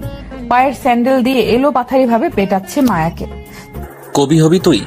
কবি হওয়ার শখ জাগছে? তুই আমারে 4 লাইনের কবিতা লিখে ওই পাড়ায় আবার গেছস? ছোট লোকের বাচ্চা বেঈমান, আমারে রাইখা যাওয়ার এত শখ তোর? দূরে যাবি আমারে রাইখা? জুতা ফেলে এবার দুগালে লাগাতার চড় দিতে লাগলো সোহান। এত শখ কেন আমারে রাইখা যাওয়ার? হ্যাঁ, কোনো কিছুর অভাব রাখছি? ভালোবাসার সম্মানে কোনো অভাব রাখছি? মাথায় তুলে রাখছি তোরে আমি। ওই লোক আমার বাপ হইছে তো কি হইছে? তুই জানোস না তার সাথে আমার সম্পর্ক কেমন? ওই লোক এটা সেটা এসে বলবে আর তুই ঘর ছেড়ে চলে যাবি? আমি তোর কিচ্ছু না। একটাবার মনে করলি না আমি চলে গেলে সোহানের কেমন কষ্ট লাগবে? সোহান তো আবার একা হয়ে যাবে। আমাকে 2 পয়সার দাম দিতে মন চায় না?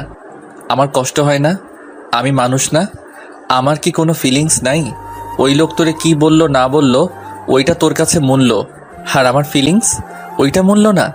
কেমনে বের হয়ে গেলি তুই? এই সংসার কি তোর না? আমি কি তোর হাতে সংসার বুঝাইয়া দেই নাই? তুই তোর সংসার ফালাইয়া কেন বের হইলি? ফুপিয়ে কাচ্ছে মায়া। সোহানের অভিযোগ মাখা কথাগুলো ছুরির মতো কলিজায় গিয়ে বিঁধছে। মানুষের ভালো চাইতে গিয়ে খুব বেশি কষ্ট দিয়ে ফেলেছে। সোহানকে খুব শক্ত করে জড়িয়ে ধরলো মায়া। সরি, এক ধাক্কায় মায়াকে নিজের বুক থেকে সরিয়ে খাটের উপর ফেলে দিল সোহান। প্রচন্ড রাগে ফুঁসছেও, চোখে পানি নেই, অথচ কষ্টের গভীরতা সোহানের চোখে স্পষ্ট দেখতে পাচ্ছে মায়া। একদম ভালোবাসা দেখাতে আসবি না, তুই আমাকে কখনো আপন ভাবিসনি, আমি একাই তোকে ভালোবেসে গেছি। আমি আপনাকে ভালোবাসি, সত্যি ভালোবাসি। তার নমুনা আজকে আমি দেখেছি। আমি তোকে এত ভালোবাসি, তবু তুই কিভাবে ভাবতে পারলি তুই চলে গেলে আমি ভালো হয়ে থাকবো? আমার শরীরের একটা অঙ্গ হয়ে গিয়েছিস তুই, তোকে ছাড়া আমি শান্তি পাই না, বুঝিস না? আমাকে বুঝতে ইচ্ছা হয় না তোর, তাই না? ভালোই তো বাসিস না, বুঝবি কিভাবে? দূরে যাওয়ার খুব শখ, তাই না? যা, দূরেই থাক তুই, আমার কাছে তোকে আসতে হবে না, কথা বলতে হবে না। তোকে ভালোবেসে বিপদে পড়ে গেছি, তোকে চোখের সামনে না দেখলে তো আমিই দম আটকে মরে যাব, তাই তোকে আবার ফেরত এনেছি, যাতে তোকে চোখের সামনে দেখে অ্যাটলিস্ট নিঃশ্বাসটুকু নিতে পারি। তোর কাছেও আমি আসবো না, তোর সাথে আজকের পরে আর কোনো কথাও বলবো না, তুই থাক তোর মতো। মায়ার রুম থেকে বেরিয়ে নিজের রুমে বেরিয়ে গেল সোহান। পিছু পিছু যাচ্ছে মায়া। প্লিজ আমাকে মাফ করে দিন, বড়সড় একটা ভুল করে ফেলেছি। মায়ার মুখের উপর ঠাস করে দরজাটা আটকে দিল সোহান। আলমারি থেকে গেঞ্জি ট্রাউজার বের করে ওয়াশরুমে চলে গেল গোসল সারতে। বাইরে থেকে ডাকছে মায়া। শুনছেন? দরজাটা একটু খুলুন প্লিজ, আমাকে মাফ চাওয়ার একটা সুযোগ তো দিন। বিগত আধা ঘন্টা যাবত দরজা ধাক্কাচ্ছে মায়া, বারবার এক কথা বলেই যাচ্ছে, দরজাটা একটু খুলুন, আমার কথাগুলো একটু শুনুন। সালমান এসে কয়েকবার দেখে গেছে, ভেতর থেকে কোনো সারা শব্দ আসছে না। সোহান গোসল সেরে চুপচাপ ফ্যানের নিচে মাথা দিয়ে শুয়ে আছে। যত খুশি দরজা ধাক্কাতে থাকুক, মায়ের সাথে কোনো কথা বলবে না সে। মেয়েটা জঘন্য খারাপ, তাই তো ওকে ফেলে যাওয়ার সিদ্ধান্ত নিয়েছে। সালমানের কাছ থেকে টাকা নিয়ে রতন আর শামীম গেছে বাইরে থেকে খাবার আনতে। সালমান নিজের রুমে বসে কথা বলছে শিমুর সাথে। গুনে গুনে পুরো 2 ঘন্টা পার হয়ে গেল। মায়ের হাজার ডাকের বড় দরজা খুললো না সোহান, এমনকি ভেতর থেকে একটু আওয়াজও করলো না। এই 2 ঘন্টায় 3টা সিগারেট শেষ করেছে সোহান। বাইরে দরজায় মাথা ঠেকিয়ে ফ্লোরে বসে আছে মায়া। মাথাটা প্রচন্ড রকমের ঘোরাচ্ছে ওর। সকাল থেকে না খেয়ে আছে, তার উপর সকাল থেকে কেঁদেই যাচ্ছে। আপাতত ওর আর কান্না পাচ্ছে না, চোখের সামনে ধীরে ধীরে সব ঘোলাটে হয়ে আসছে। বসে থাকার ক্ষমতাটা শেষ হয়ে আসছে ওর, গলা শুকিয়ে আসছে প্রচন্ড রকমের। পানি খাওয়া দরকার। ফ্লোর ছেড়ে ডাইনিং টেবিলের কাছে গেল মায়া। ন্যূনতম জোর পাচ্ছে না শরীরে, হাত পা কাঁপছে ওর। পানির গ্লাসটা হাতে নিতে চোখের সামনে সমস্ত কিছু অন্ধকার হয়ে গেল। হাত থেকে গ্লাসটা পড়ে ভেঙে গেল, ফ্লোরে লুটিয়ে পড়লো মায়া। ভাঙা কাচের উপর বাম হাতটা পড়লো, কোণই থেকে কবজি পর্যন্ত 4টা কাচের টুকরো ঢুকেছে। গ্লাস ভাঙার আওয়াজ পেয়ে ফোন কানে নিয়ে রুম থেকে বেরিয়ে এলো সালমান। মায়াকে ফ্লোরে পড়ে থাকতে দেখে ফোন ফেলে মায়ের কাছে ছুটে এলো সালমান। বাইরে থেকে সজোরে চিৎকার করলো সে, ভাইয়া জলদি বের হও, মায়া স্যানিটাইজ হয়ে গেছে। সালমানের চিৎকার শুনে বিছনা ছেড়ে লাফিয়ে উঠলো সোহান। রুম থেকে বেরিয়ে এসে দেখে মায়াকে কোলে তুলে নিয়েছে সালমান। মায়ের রুমের দিকে যাচ্ছে সে, সালমানের পিছু পিছু সোহানও যাচ্ছে। চেহারা থেকে মুহূর্তের রাগটা সরে গিয়ে দুশ্চিন্তার ছাপ ভেসে উঠেছে। মায়াকে খাটে শুয়ে দিল সালমান। মায়ের পাশে হেলান দিয়ে বসেছে।